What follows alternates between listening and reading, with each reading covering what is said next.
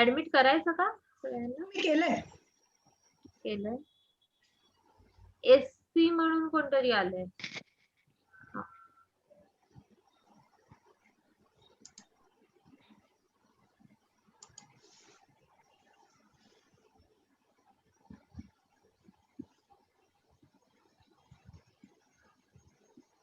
FB पण चालू करून ठेवू का? सध्या नका करू. जर निलेश सर आले असतील तरच आपण प्रिपरेशन करूया, कारण 5 मिनिटात ते ऑफ होईल नाही तर. ओके ओके ठीक आहे. निलेश सर आलेले आहेतच, मी त्यांच्यासोबतच बोलत होतो आज. सर आलेले आहेत. येस येस, म्हणजे त्यांचा व्हिडिओ वगैरे ऑन करून ते रेडी असतील तर करूयात आपण लाईव्हचं प्रिपरेशन. अजून सर नाही आलेले, दिघे सर पण नाही आले. हा. माझा व्हिडिओ दिसतोय? नाही सर.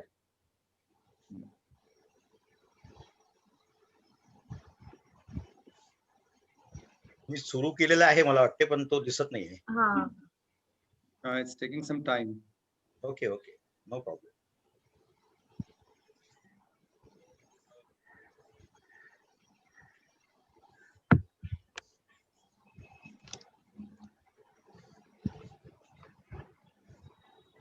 हा, तुम्ही जेव्हा आला होतात ना सर, त्याच्यापेक्षा शाळा आता संस्थेचा बराच विस्तार झालेला आहे बरं का. हा. आता आपल्या शाळेमध्ये 5 विभाग आहेत. आता मराठी माध्यमाचे 3, पूर्व प्राथमिक, प्राथमिक माध्यमिक आणि इंग्रजी माध्यमाचे 2 विभाग, पूर्व प्राथमिक आणि प्राथमिक. बरोबर. मला वाटतं मला एक पटकन साइन आउट होऊन परत साइन इन व्हायला लागेल. माझा व्हिडिओ काहीतरी त्रास देतोय. Okay sir. हा, मी पटकन लीव्ह करतो आणि परत घेतो. मला तुम्ही ऍड्रेस द्या. होय सर.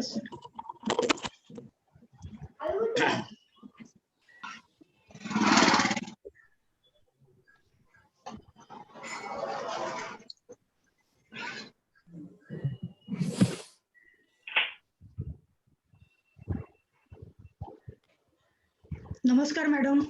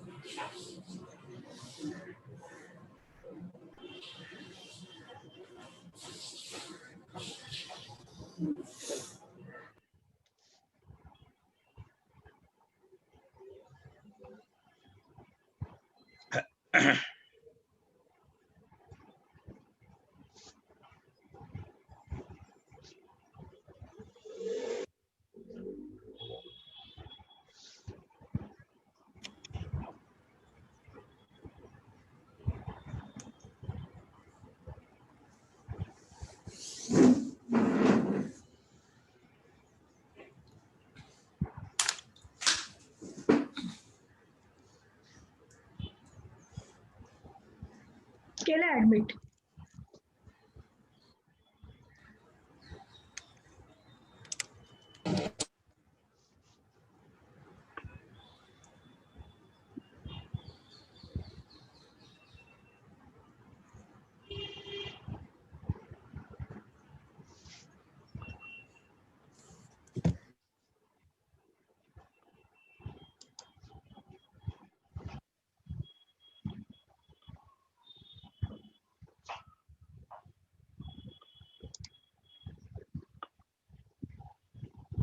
नमस्कार दिघे सर.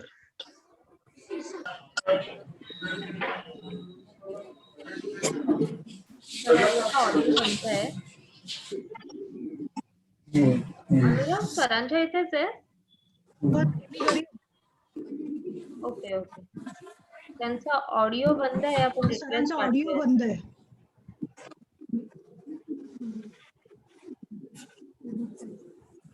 आले का पाहुणे आपले?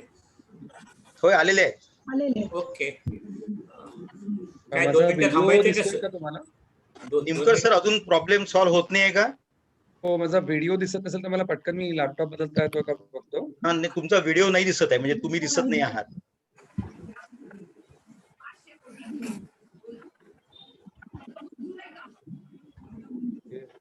ऍप रिस्पॉन्ड नाही करत आहे. तुम्ही वेगळ्या याच्यावरून जॉईन होतात का? हिटलर होती व्ह्यू हो, मी करतो प्रयत्न लगेच. बरं, चालेल चालेल. 2 मिनिटं द्या मला फक्त.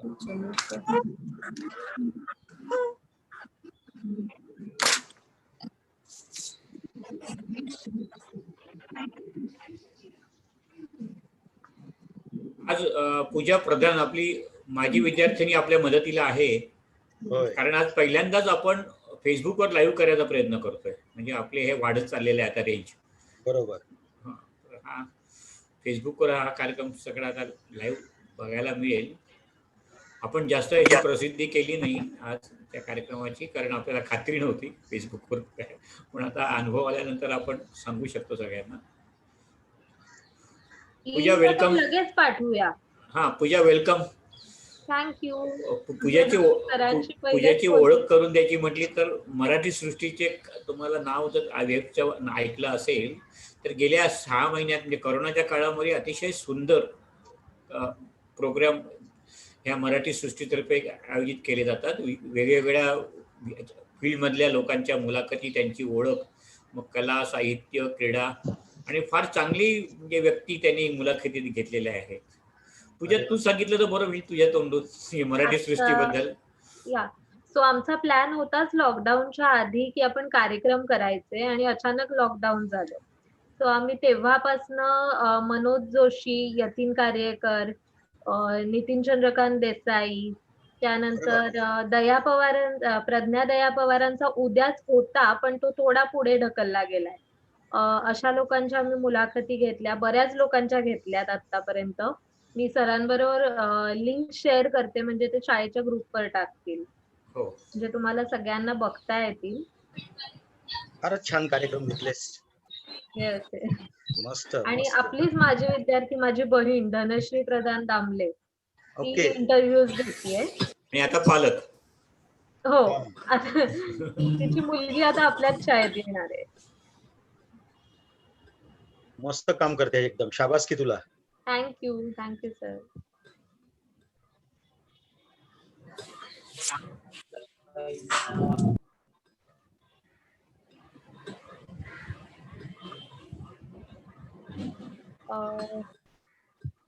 अनुरा, बोल. निलेश सर नाही ना आले नाही अजून जॉईन झाले. सर आता दुसऱ्या याच्यावरून हे करणार आहे, जॉईन करणार आहे. मला वाटतं त्यांचा बँडविड्थचा जर इश्यू येत असेल ना, तर इतके जास्त लोक ऍड झाल्यामुळे पण त्यांचा व्हिडिओ त्यांच्या इकडनं होत नसेल. असं होतं. हो, त्यांचा बँडविड्थचाच इश्यू आहे. कारण मी आणि अनुरा पहिल्यांदा होतो ना, तेव्हा त्यांचा व्हिडिओ नीट दिसत होता आम्हाला.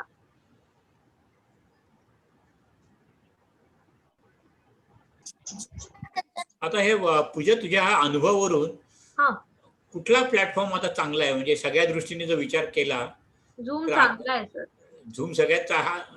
हो, ते गो फॉर मीटिंग आणि बाकीचे जे काही आहे त्याचं कसं काय आहे? गुगल मीट सध्या सगळ्या शाळा वापरतायत. हा, पण झूम वरनं लाईव्ह करायचे असतील कार्यक्रम वगैरे किंवा इव्हन टीचर्सला पण हा खूप युजर फ्रेंडली प्लॅटफॉर्म आहे. गुगल मीट अजून स्वस्त आहे, त्याच्यामुळे शाळा जास्त तो वापरतात.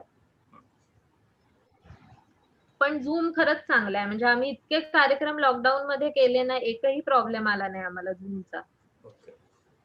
त्यातला तू जसं म्हणाले युजर फ्रेंडली, तो त्यातला सगळ्यात मोठा प्लस पॉइंट आहे. हो, एक बरेच जण गो फॉर मीटिंग पण बघतात, त्यांचं प्रिफर करतात. मला कळत नाही त्याच्यात काय डावं उजवं आहे. गो फॉर नाही, मीटिंग ते जनरली गुगल कसं असतं ना, लोकांचं ठरलेलं असतं. आम्ही ऍपल म्हणजे ऍपलच वापरणार किंवा आम्ही अँड्रॉइड म्हणजे अँड्रॉइडच वापरणार. तसं काही लोक प्रिफर करतात. ते गुगलचं असल्यामुळे ते प्रिफर करतात.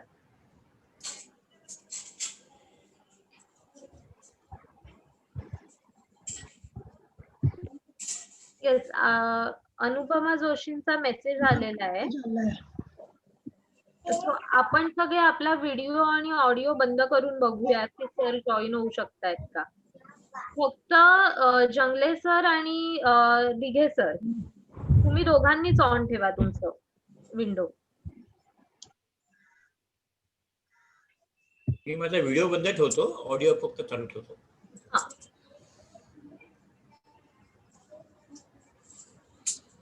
तुमची असू द्यात हा.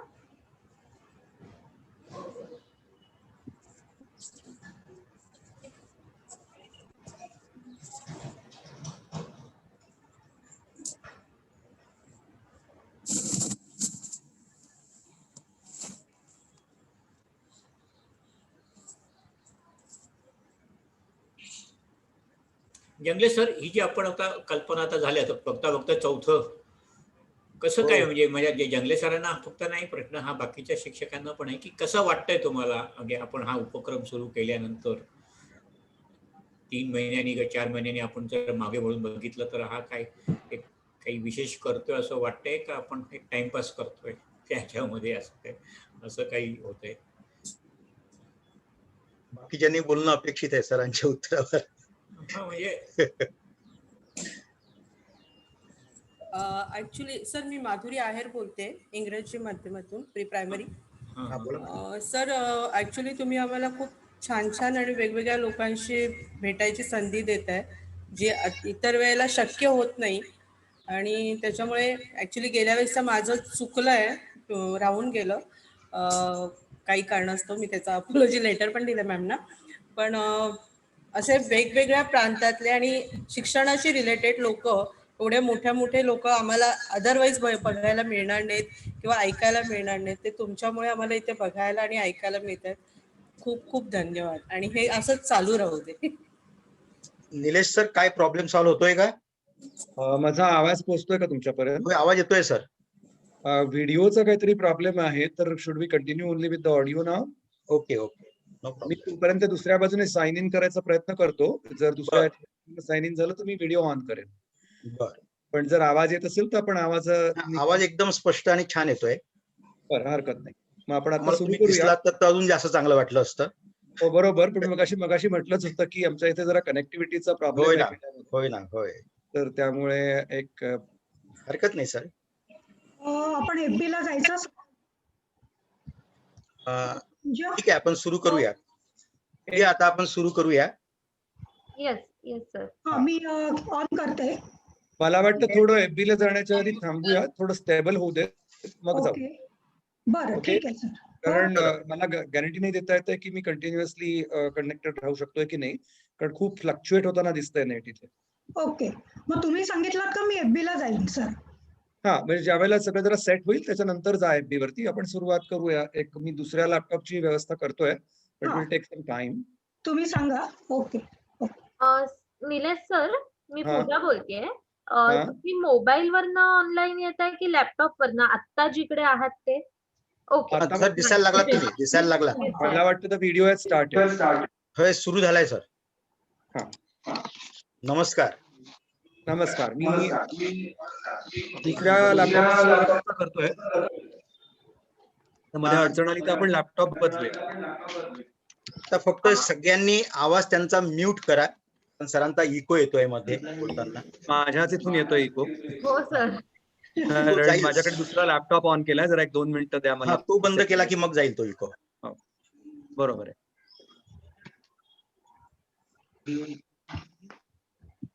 नमस्कार निलेशजी. नमस्कार. स्वागत. छान, बऱ्याच दिवसांनी तुम्हाला बघायला भेटायला मिळते. हो, खूप बरं वाटतंय. गुड, छान. मी तर गेले 8 महिने इथनं गावातनं बाहेरच पडलो नाहीये. तुम्ही आता आहात कुठे सध्या? मी सोनाळ्यामध्येच आहे, पालघरमध्येच. Okay okay. हो हो. आता मागच्या शनिवारी पालघर मधल्या शिक्षकांबरोबर आमची एक मीट झाली होती चिल्ड्रन सायन्स काँग्रेसच्या संदर्भात. पालघरच्या परिसरातले शिक्षक होते. बरोबर. माझ्याकडे तुमचे जे 2 नंबर आहेत ना, मी मुळे सरांना पण सांगितलं, मोरे सरांना, ते कुपणे आणि हे त्यांचे नंबर आता बदललेत, म्हणजे त्या नंबरवर संपर्क होत नाहीये, त्या जुने नंबर जे आहेत. काय झालंय, आमच्याकडचा एक आयडिया वोडाफोनचा टावर बंद पडलाय, त्यामुळे आम्हाला सगळ्यांचं कनेक्शन इथनं जरा सगळं गडबडलेलं आहे. Okay okay okay. तर we are in the process of shifting to the another service provider. ते झाल्यावरती जरा सगळं होईल व्यवस्थित. आणि सॉरी सगळ्यांना, माझ्या जरा तांत्रिक अडचणींमुळे उशीर झाला आपल्याला सुरू करायला. नाही, आपल्याला वेळ आहे तसं काही नाही. आता सोनवळे गावला तुमची काय परिस्थिती आहे, म्हणजे तिथं काय आता तुमचं म्हणजे आता एस्टॅब्लिशमेंट कशा प्रकारची आहे? कारण मागे आता 8 वर्षापूर्वी मी आलो होतो. या 8 वर्षात बरंच काही झालं असेल. या 8 वर्षामध्ये बरंच काही झालंय. मी बोलेनच त्याच्याबद्दल आता जरा आपल्या इंटरव्ह्यू मध्ये, की कशा प्रकारे पुढे गेलंय काम ते. Okay okay. प्रश्न असणारच आहे. पण म्हणजे आता तुम्ही तिथं गावातच आहात. हो, मी तिथे गावातच आहे सध्या. सर मी एक सजेस्ट करू फक्त. हा, बोला. सरांचा नेटचा इश्यू असल्यामुळे आपलं चॅटबॉक्स जे असतं ना झूमचं, हम्म, ते दोघंही तुम्ही ओपन ठेवू शकाल का? ठीक आहे. हा, म्हणजे काही अडचण आली, आम्हाला व्हिडिओ तिकडे लाईव्ह मध्ये जर अडकलेला दिसला किंवा काही दिसलं, तर आम्ही हम्म. तिथे सूचना टाकू, मी आणि अनुरा. ठीक आहे, हरकत नाही, मी ठेवलेला आहे व्हिडिओ ओपन. या. जंगले सर तुम्ही पण कराल? बरं बरं, ठीक आहे. ठीक आहे, सुरू करू आता. चॅटबॉक्स हो, फक्त ओपन ठेवा. अनुरा आय गेस प्रिपरेशन करायला गेलीये मला वाटतं. नाही, मी आहे. मी चालू करू? हो, करा चालू. Okay sir. मी लाईव्ह करते फेसबुकला. हरकत नाही. ओके सुस्वागतम. हा, सर बस एक मिनिट. मी तुम्हाला झालं? ओके देते किंवा तुमच्या इथे वरती ना लाईव्ह ऑन फेसबुक असं लिहून येईल हरकत नाही. लेफ्ट साइडला वरच्या कॉर्नरला. ओके ठीक आहे. ओके, ते झालं की तुम्ही सुरुवात करायची ओके. किंवा मी चॅटबॉक्स मध्ये स्टार्ट असं लिहिते. ठीक आहे, हरकत नाही. किंवा तू तोंडी सांगितलं तरी चालणार आहे, म्हणजे असं काही नाहीये. ओके. आपला काही हा प्रोफेशनल कार्यक्रम आहे असं अशातला भाग नाहीये. हा, let it be as informal as possible. Exactly. Sure.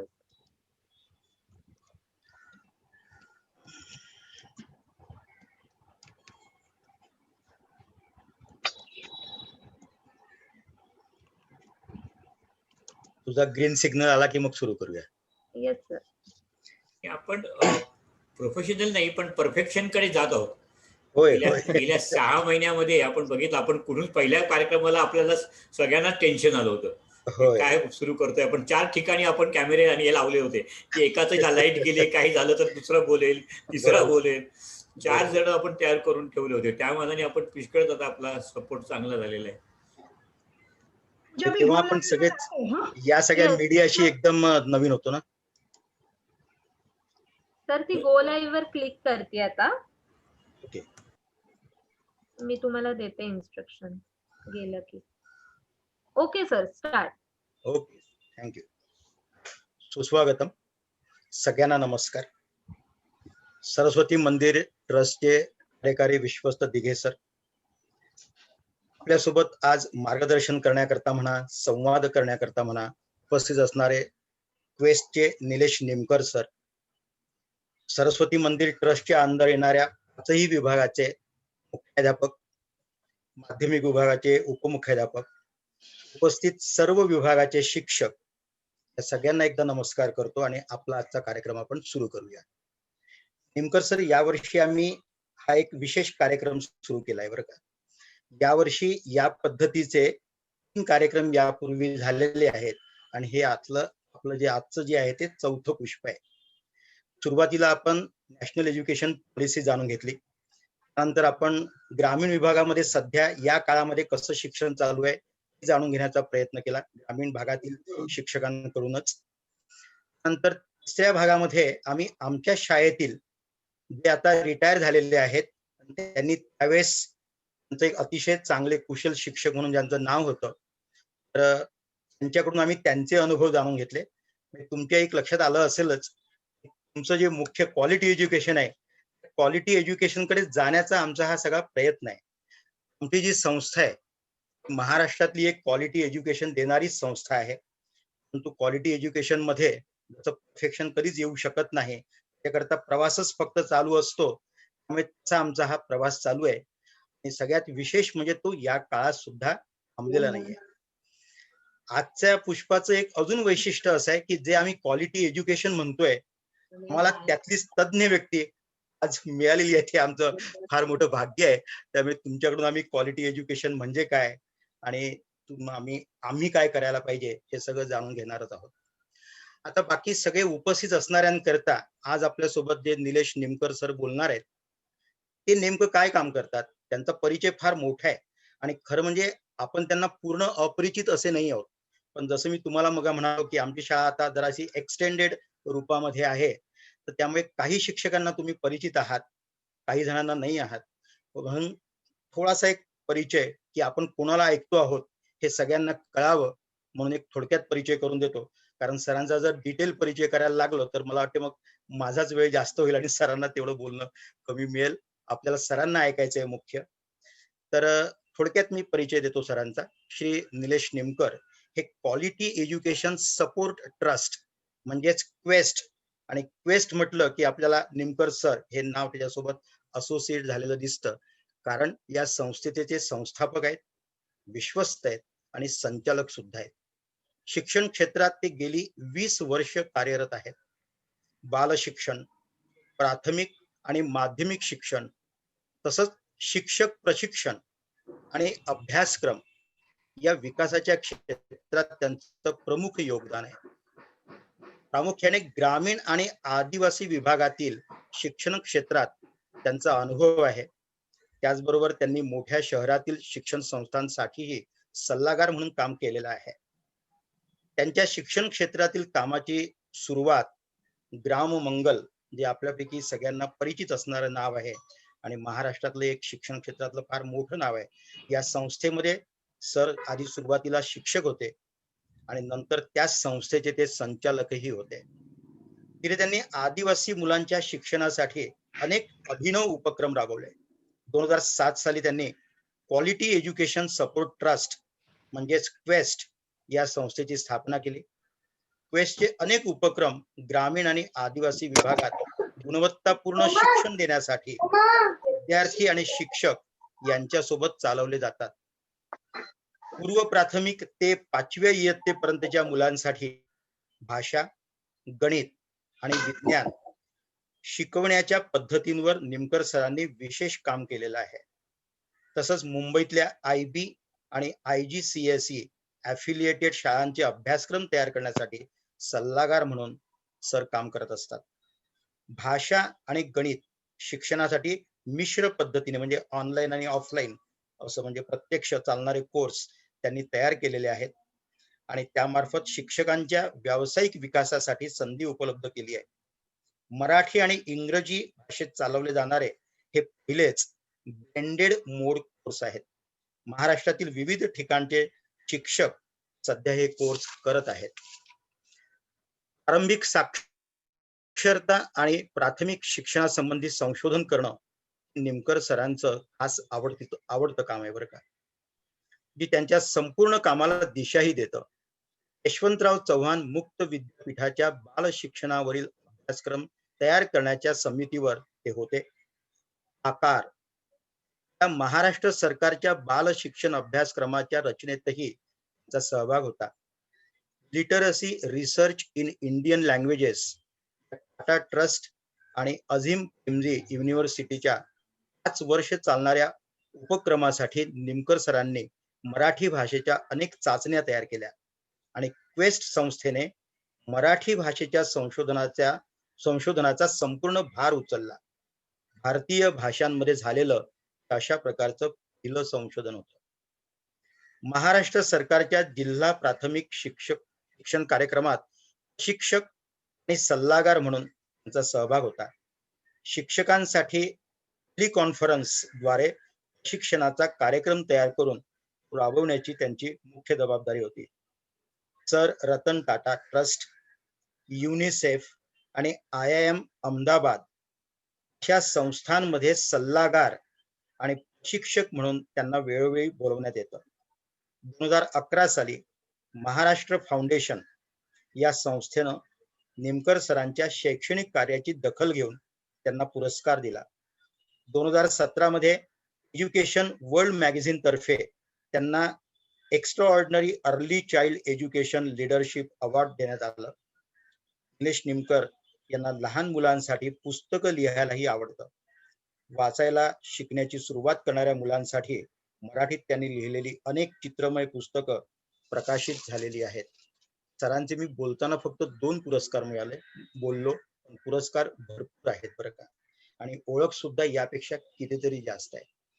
आपल्याला क्वेस्ट म्हणजे क्वालिटी एज्युकेशन आणि निमकर सर यांचा परिचय अख्ख्या महाराष्ट्राला आहे आणि आपण तो प्रत्यक्ष सुद्धा घेतलेला आहे. निमकर सर, माझा पहिलाच प्रश्न तुम्हाला असा आहे की हे जे क्वालिटी एज्युकेशन, ते क्वालिटी एज्युकेशन म्हणजे नेमकं काय, आणि ते आजचा जो काही आहे परिप्रेक्षातून त्याकडे कसं बघावं, आणि नंतर मग बेस्ट सध्या काय करते आहे याबद्दल जरासं डिटेलमध्ये सांगा. बरं, thank you for that generous introduction. मला वाटतं की शिक्षण, गुणवत्तापूर्ण शिक्षण हा आता सर्वच समाजातल्या स्तरांमध्ये चर्चा केला जाणारा विषय आहे.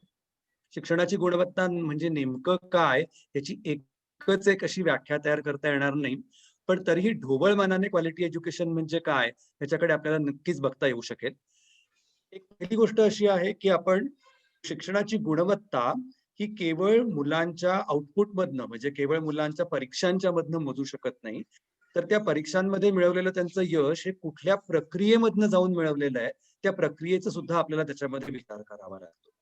जर ती प्रक्रिया केवळ भूकंपट्टीची असेल, केवळ पाठांतराची असेल, न समजता शिकण्याची असेल आणि केवळ परीक्षा साठी तयारी करण्याची असेल, तर निश्चितच त्याला आपल्याला क्वालिटी एज्युकेशन म्हणता येणार नाही. त्यामुळे शिक्षणाची गुणवत्ता मोजण्याचं परीक्षा एक साधन जरी असलं तरी सुद्धा त्या साधनाने जे आपण मोजू पाहतोय ते आपण कसं गाठलं, ते उद्दिष्टापर्यंत आपण कसे पोहोचलो, ह्याचा आपल्याला कायम विचार करायला हवा. आणि म्हणून शिक्षणाकडे एक प्रक्रिया म्हणून बघितलं पाहिजे. आणि म्हणून शिक्षणाची गुणवत्ता ही आपण वर्गात रोज काय करतो, आपला रोजचा वर्ग कसा असतो, तो शिक्षणशास्त्राच्या तत्वांना धरून असतो का, प्रत्येक मूल वर्गातलं माझं शिकलं पाहिजे अशी आपली धारणा आहे का, या सगळ्या बऱ्याच गोष्टींच्या वरती शिक्षणाचा दर्जा आणि गुणवत्ता ही अवलंबून असते. आपल्याला साधारणपणे सातत्याने एक ओरड ऐकू येते की शिक्षणाचा दर्जा घसरत चाललाय, शिक्षणाचा दर्जा घसरत चाललेला आहे. आणि आमच्या वेळी खूप चांगला दर्जा होता, अशा तऱ्हेचंही एक आपल्याला जरा थोड्या जुन्या लोकांच्याकडनं ऐकायला मिळतं की आमच्या वेळेला चांगले शिक्षक होते आणि आता दर्जा घसरत चाललेला आहे. तर आपण खरा तर विचार केला पाहिजे की आमच्या वेळी, म्हणजे माझ्या लहानपणी आणि माझ्या आधीच्या पिढीच्या लहानपणी, मुळातच समाजातली किती मुलं शाळांमधनं येत होती, ती कोणत्या वर्गातली मुलं होती, आणि मग ती जर एका विशिष्ट वर्गातली आणि एक विशिष्ट साधन सुविधा असणाऱ्या घरांमधली मुलं असतील तर त्यावेळेला आपल्याला शिक्षणाचा दर्जा चांगला आहे असं वाटणारच. आज जेव्हा महाराष्ट्रामध्ये आपल्याकडे प्रत्येक किलोमीटरला प्राथमिक शाळा आहे आणि प्रत्येक 3 किलोमीटरवरती माध्यमिक शाळा आपल्याकडे उपलब्ध आहे, त्यावेळेला एक समाज म्हणून आपण शिक्षणाची मोठी व्यवस्था निर्माण केलेली आहे. आणि तिचा फायदा काय आहे, तर तिचा फायदा हा आहे की प्रत्येक मूल शिकलं पाहिजे समाजामधलं, आता आपण आज म्हणू शकतो. 2009 पर्यंत आपल्याकडे शिक्षणाचा हक्क नव्हता, मूलभूत हक्क नव्हता. पण 2009 नंतर आपल्या संपूर्ण समाजामध्ये प्रत्येक मूल शाळेमध्ये गेलं पाहिजे आणि शाळेमध्ये राहून शिकलं पाहिजे या तऱ्हेचा आग्रह आपण करू शकतोय.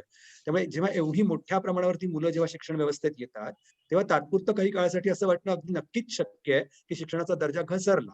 याचं कारण काय की ही मुलं कधी नव्हतीच. आपण जो दर्जा मोजत होतो त्याच्यामध्ये शाळांचा रोल किती आणि त्या मुलांच्या घरच्या कॉन्ट्रीब्युशनचा रोल किती हे आपण नेहमी बघितलं पाहिजे. त्यामुळे महत्वाची बाब अशी आहे की गुणवत्तापूर्व शिक्षण याच्यामध्ये एक गोष्ट आपण निश्चित लक्षात घेतली पाहिजे, गुणवत्तापूर्ण सार्वत्रिक शिक्षण असं आपल्याला बघायला पाहिजे.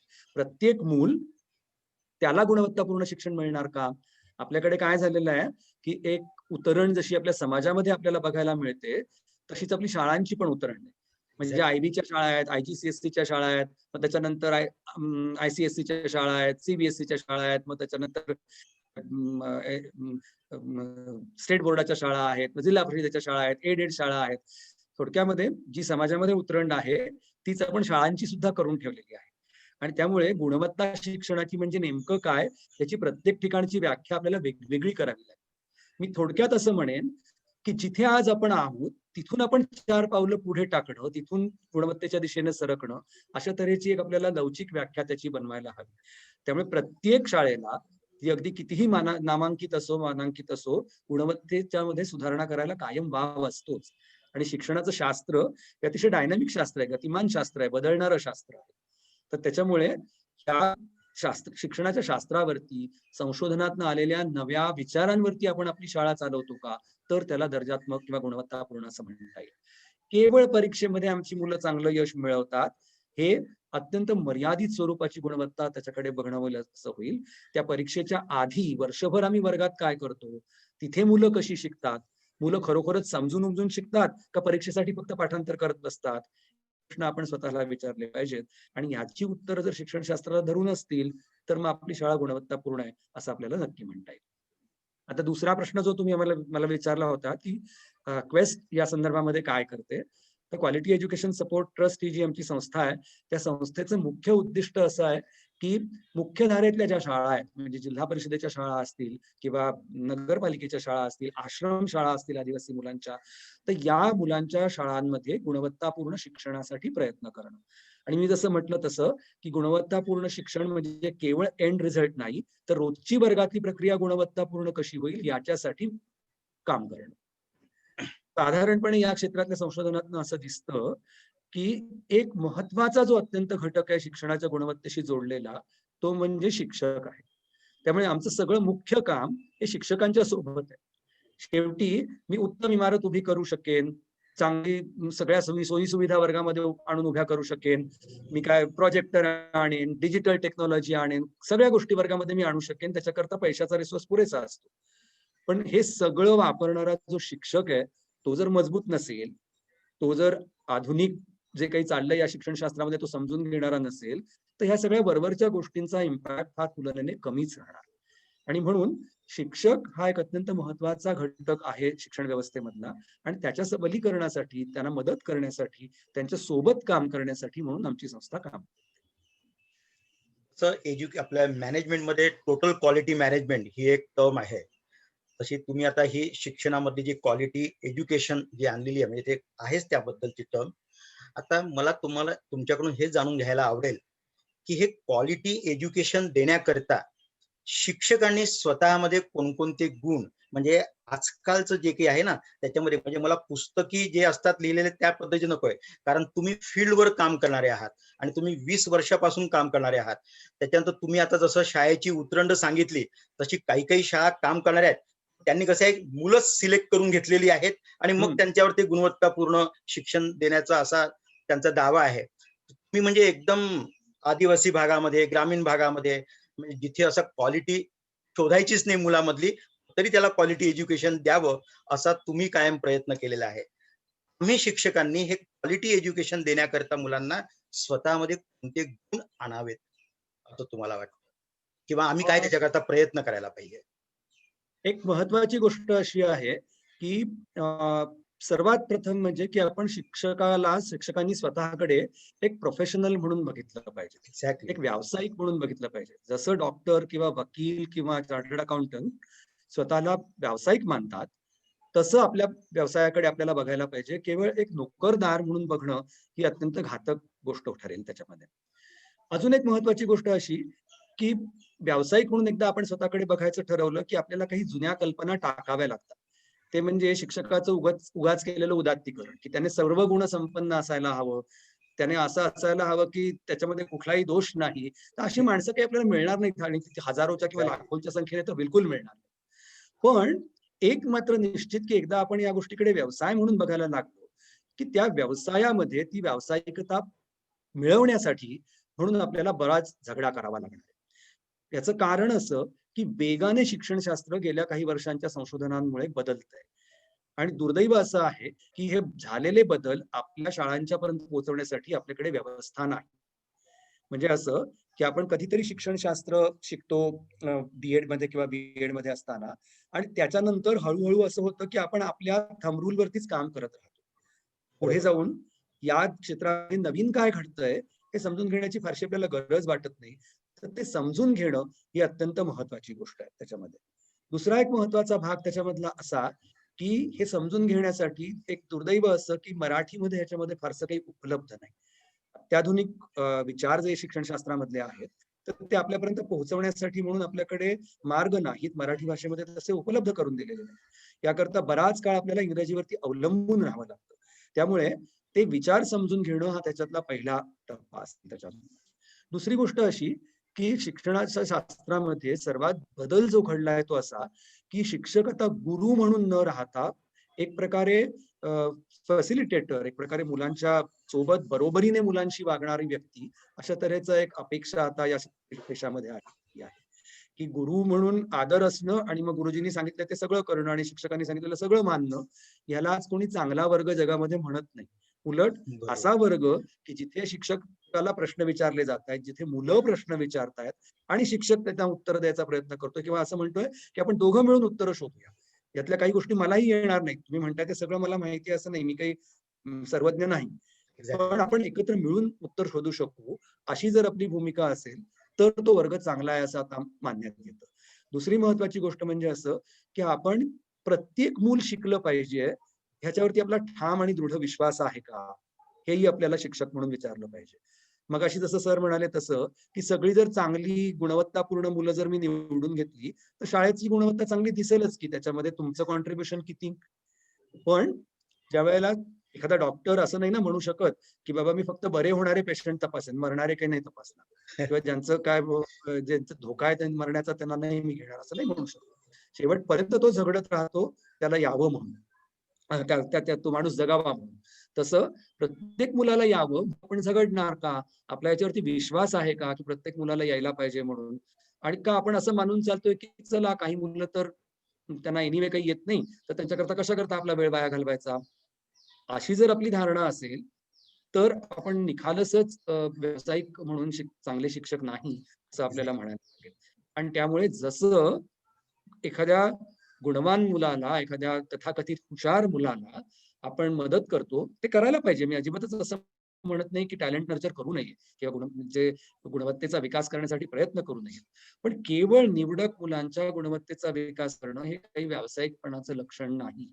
आपल्याला सर्व मुलांच्या शिक्षणासाठी काहीतरी करावं लागेल. जसं मी गुणवत्तापूर्ण मुलांच्या किंवा हुशार मुलांच्यासाठी म्हणून विशेष कष्ट घ्यायला तयार असतो, तसंच माझ्या वर्गातल्या सगळ्यात मागच्या मुलांसाठी मी विशेष कष्ट घ्यायला तयार आहे का, त्यांच्यासाठी मी समन्यायाने वागतो का, ह्या गोष्टी शिक्षकाने नेहमी बघायला पाहिजे. आणि म्हणून ह्या तऱ्हेचा एक वृत्ती बदल आपल्याला आपल्यामध्ये करून घ्यावा लागेल. दुसरा महत्वाचा भाग की शिक्षण किंवा शिक्षकाचं काम हे एक थोडं काय म्हणतील की प्रॅक्टिशनरचं काम आहे. मला नुसतं समजून डोक्याने कळून उपयोग नसतो, ते करताना हातातनं उतरावं लागतं, ते रोजची प्रॅक्टिस करण्यासारखं आहे, ते त्याच्यात एक रियाजाचा भाग आहे. आणि ते जर मला वर्गात करता आलं नाही आणि केवळ समजत राहिलं तर काही फारसा उपयोग नाही. आणि त्यामुळे तो रियाजही त्याच्याबरोबर अत्यंत महत्वाची गोष्ट आहे की वर्गात शिकवत असताना मी किती नवीन प्रकारे विचार केला, मी काय प्रकारे आज पुढे गेलो, हे मला बघायला पाहिजे. तर या दृष्टीने शिक्षकांनी व्यावसायिक होणं या दिशेने पुढे जायला हवं, तर आपण बदलत्या काळाला तोंड देऊ शकतो. सर तुम्ही आता प्रोफेशनलिझम आवश्यक आहे असं म्हणालात आणि ते एकदम म्हणजे 100% सगळ्यांना मान्यच आहे. बरेचदा काय असं अशा ज्या टर्मिनॉलॉजी असतात ना, म्हणजे उदाहरणार्थ फॅसिलिटेटर, प्रोफेशनलिझम, शब्द आपण सगळेजण फार छान म्हणजे सगळे प्रत्येकच शिक्षक बोलतो फॅसिलिटेटर व्हायला पाहिजे, पण फॅसिलिटेटर व्हायला पाहिजे म्हणजे नेमकं काय हे बऱ्याच जणांना क्लिअर नसतं. प्रोफेशनलिझम आपल्यामध्ये आला पाहिजे. आम्हाला प्रोफेशनलिझम म्हणजे काय, नेमकं काय, मराठीच्या शिक्षकाने प्रोफेशनलिझम म्हणजे त्याच्यात काय आणायला पाहिजे, विज्ञानाच्या शिक्षकाने त्यामध्ये प्रोफेशनलिझम किंवा फॅसिलिटेटर ह्या ज्या दोन टर्म्स सध्या सर्वाधिक वापरल्या जातात, तर याचे जर तुम्ही जरासे काही उदाहरणं दिलेत ना विषयानुसार, की इतिहास भूगोलाच्या शिक्षकाने फॅसिलिटेटर म्हणजे असं करायला पाहिजे, कारण तुमचे मला काही उदाहरणं फार छान आठवत आहेत बरं का, तुम्ही दिलेले मला ते डोक्यात आहेत, म्हणजे माझ्या भूगोलाचं वगैरे तर अजूनही माझ्या डोक्यात आहे ते तुम्ही दिलेलं, की ते चंद्र कसा फिरतो तुम्ही सांगितलं होतं, त्याच्यामध्ये असं डोक्यात फिट झालं. आणि मुलांना कसं सांगायला पाहिजे हे तुम्ही तेव्हा सांगितलं होतं. जरासं आता दुरस्थ पद्धतीने असेल, पण तुम्ही ना काही उदाहरणं देऊन सांगा, असं मला एक विनंती आहे. आता काय आहे की दूरस्थ माध्यमामध्ये प्रत्यक्ष करून दाखवण्यावरती मर्यादा बऱ्याच आहेत. प्रत्यक्ष करून नका दाखवू, पण असं काय करा ते असं उदाहरण म्हणून जर सांगायचं झालं तर प्रयत्न करतो सांगायचा. विषय कुठलाही असू देत तुम्ही शिकवत असणार, आपण कुठलाही उदाहरण त्याच्यामध्ये घेऊ शकतो, पण मुळामध्ये आपल्याला व्यावसायिकता म्हणजे काय आहे तर तो विषय आपल्याला पूर्णपणे पक्का समजलाय का, ह्याच्यावरती आपल्याला आधी पहिल्यांदा काम करायला पाहिजे. बऱ्याच वेळेला असं होतं की तो त्या विषयाची पकड जर आपली कमी असेल तर आपल्याला मुलांच्या सोबत काम करणं कठीण होऊन बसतं. त्यामुळे विषयाचं ज्ञान आपल्याला पक्क असणं हे आपल्याला अत्यंत महत्वाची पहिला निकष त्याच्यामधला. आणि दुसरी गोष्ट की मला जरी स्वतःला समजलेलं असलं तरी सुद्धा ते दुसऱ्याला सांगणं, याच्यामध्ये एक इन्स्ट्रक्शनल सायन्स नावाची गोष्ट दडलेली आहे. की मी फॅसिलिटेटर होतो म्हणजे काय होतो तर मी मुलांना प्रश्न विचारतो का फक्त, आणि मुलांकडनं फक्त उत्तराची अपेक्षा करतो का मुलांना विचार करायला प्रवृत्त करतो. एक्झॅक्टली. म्हणजे समजा आपल्याकडच्या परीक्षा कशा असतात बघा, हा की धड्यामध्ये लिहिलेलं असतं इंगपॉंगच्या राजधानीमध्ये टिंगपॉंग मिळतं. मग एक प्रश्न काय काढतो आम्ही परीक्षेमध्ये, इंगपॉंगच्या राजधानीमध्ये काय मिळतं? टिंगपॉंग मिळतं. टिंगपॉंग कुठे मिळतं? इंगपॉंगच्या राजधानीमध्ये मिळतं. म्हणजे याच्यात विचार काय केला मुलांनी त्याच्यामध्ये? तर हा मोठा प्रश्न आहे आपल्या समोरचा, की जी धड्यात दिलेली माहिती आहे ती मुलांनी परत रिप्रोड्यूस करणं, असं न राहता त्याच्या पलीकडे जाणं, त्या माहितीचा क्रिटिकली विचार करणं, यासाठी म्हणून आपल्याला प्रयत्न करता येतात का, हे आपल्याला त्याच्यामध्ये बघायला हवं. दुसरी एक महत्वाची बाब अशी, की मुलांना स्वतः उत्तर शोधायला आपण प्रवृत्त करतो का, बरोबर. की आपणच सगळी उत्तर देऊन टाकतो. कारण शिकणं, आपल्याला शिकवायचं असेल तर मुलाला स्वतःला उत्तर शोधायला प्रवृत्त केलं पाहिजे. नाही झालं तर थोडीशी मदत करा, पुन्हा पुढे त्याला स्वतःला उत्तर शोधायला मदत करा. साधे साधे निकष आहेत तुमच्या वर्गांच्या मधनं. मुलं एकमेकांच्यात बोलतात का तुमचा तास चालू असताना? ती जर बोलत नसतील तर तुम्ही नाही फॅसिलिटेट. बरोबर. त्यांनी बोललं पाहिजे. हे बोलू नकोस, मागचे दोघं जण गप्प बसा, असं सांगायची जर मला वेळ येत असेल तर मी फॅसिलिटेटरची भूमिका नाही करत आहे. म्हणजे हाताची घडी तोंडावर बोट नकोय आपल्याला वर्गात. नको आहे, कारण ही आता फार पंतोची पद्धत जुनी झाली, ती टाकून द्यायला हवी. वर्गांमध्ये मी डिस्कशनला वाव देतो का? 50-60 मुलं जरी असली माझ्या वर्गामध्ये तरी सुद्धा बाकावरती 2-2 मुलांना उलट करून बसवलं आणि त्यांना मी एखादं सांगितलं की ओके तुम्ही चर्चा करा आणि ठरवा काय याच्यामध्ये. किंवा मी असं कधी मुलांना सांगतो का की बाबा रे हे एक गणित दिलेलं आहे आणि या गणित त्यांना 3-4 वेगळ्या रीतीने सोडवता येतं का बघ बरं त्याच्यामध्ये. आणि ह्याने कसं सोडवलं, त्याने कसं सोडवलं, त्याने कसं सोडवलं, त्याने कसं सोडवलं, याच्यावरती मी चर्चा घडवून आणतो का वर्गामध्ये? आपण बघूया प्रयत्न करून. आम्ही एक छोटस तंत्रज्ञान वापरून काहीतरी करता येतंय का बघतो. लेट्स रिअली सी की काय, हाऊ डज इट वर्क. मला जरा माझं व्हाईट बोर्ड शेअर करण्यासाठी म्हणून एनेबल कराल? पूजा. सर केलंय. केलंय. थँक्यू.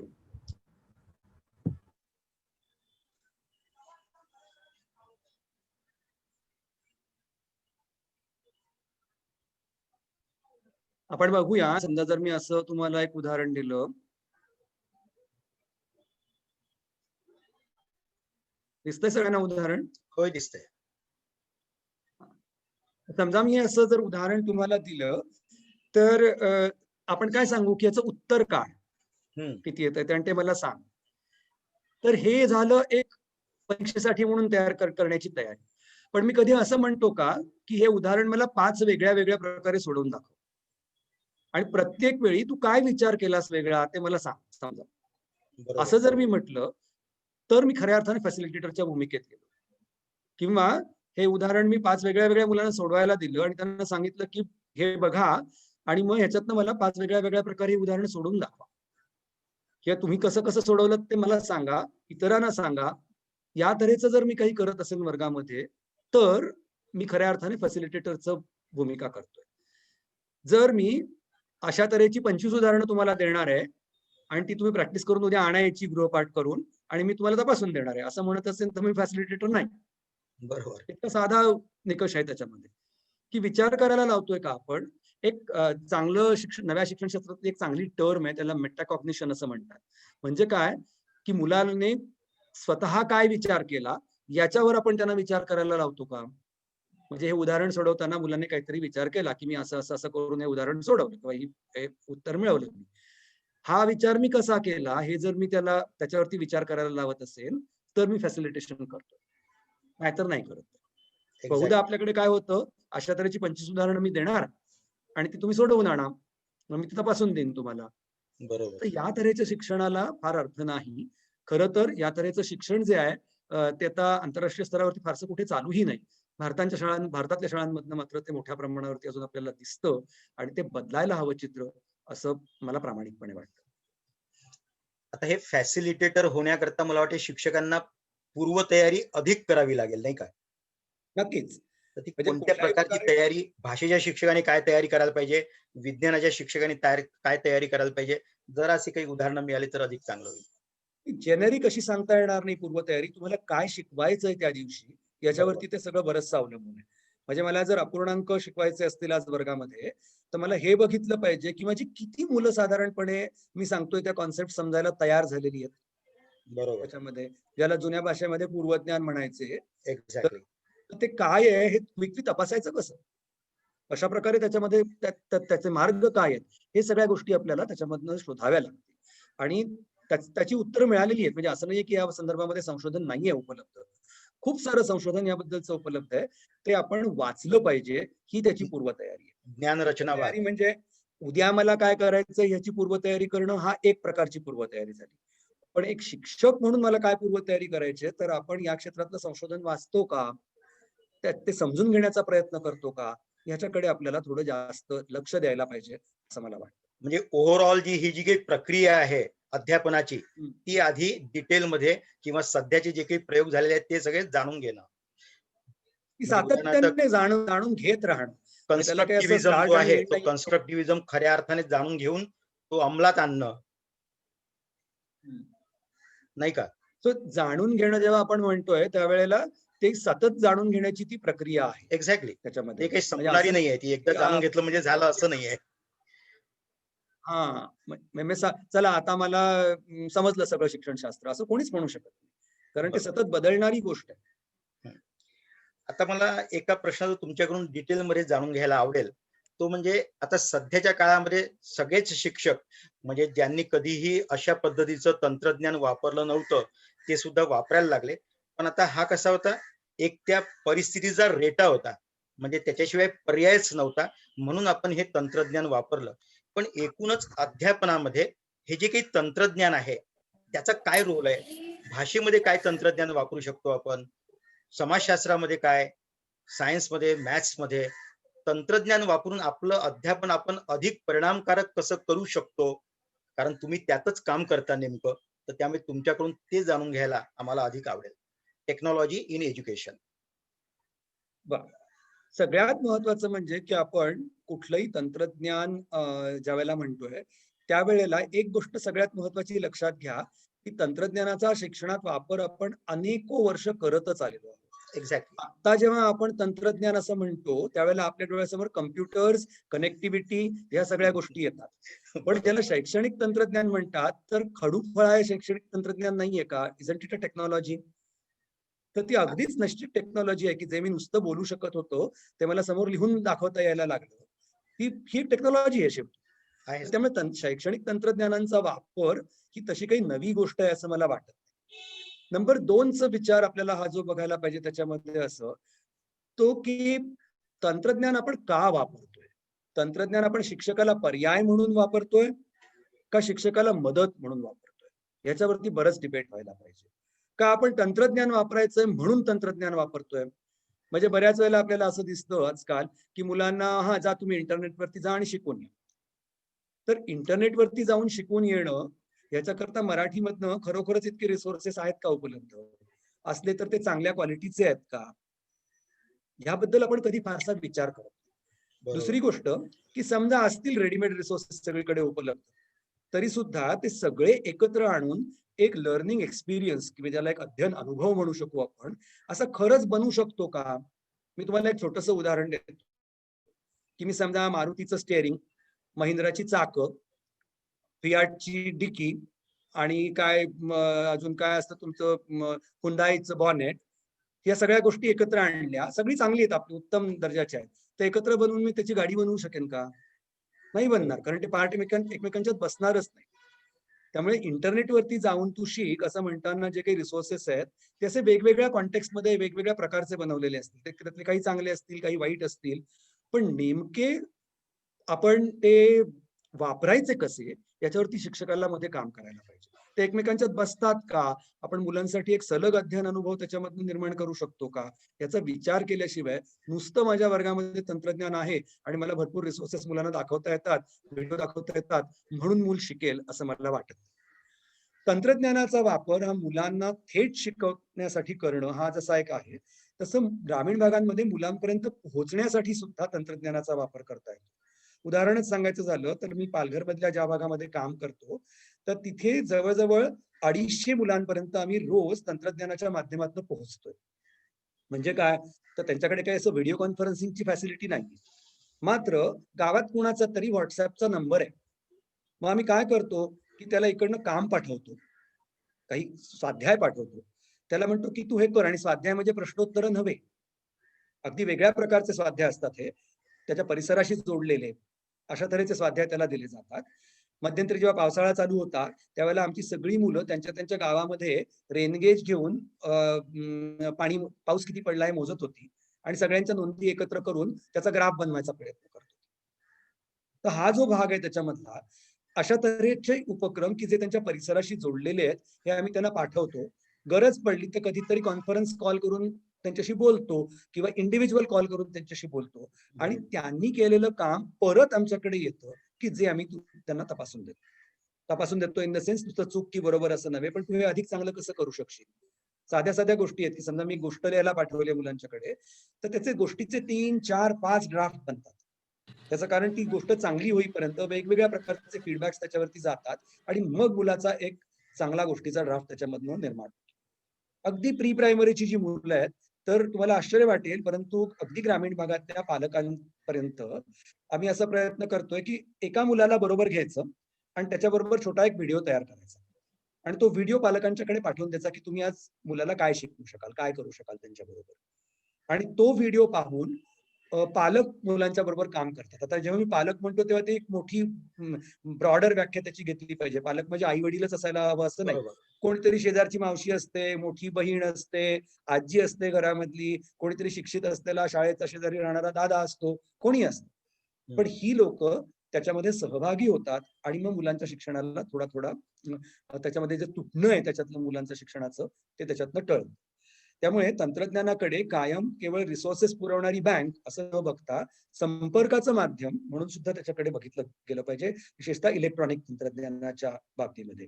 आणि तिसरा जो महत्वाचा भाग आम्ही आता संस्थेमध्ये करतोय तो असा की जर अशा तऱ्हेचं डिस्टंट लर्निंग ज्याला आपण म्हणतो की आता जसे आपण एकमेकांपासून लांब आहोत पण एकमेकांशी संवाद साधतोय, असं करून शिकवायचं असेल तर वेगळ्या प्रकारचे रिसोर्सेस आपल्याला तयार करावे लागतात.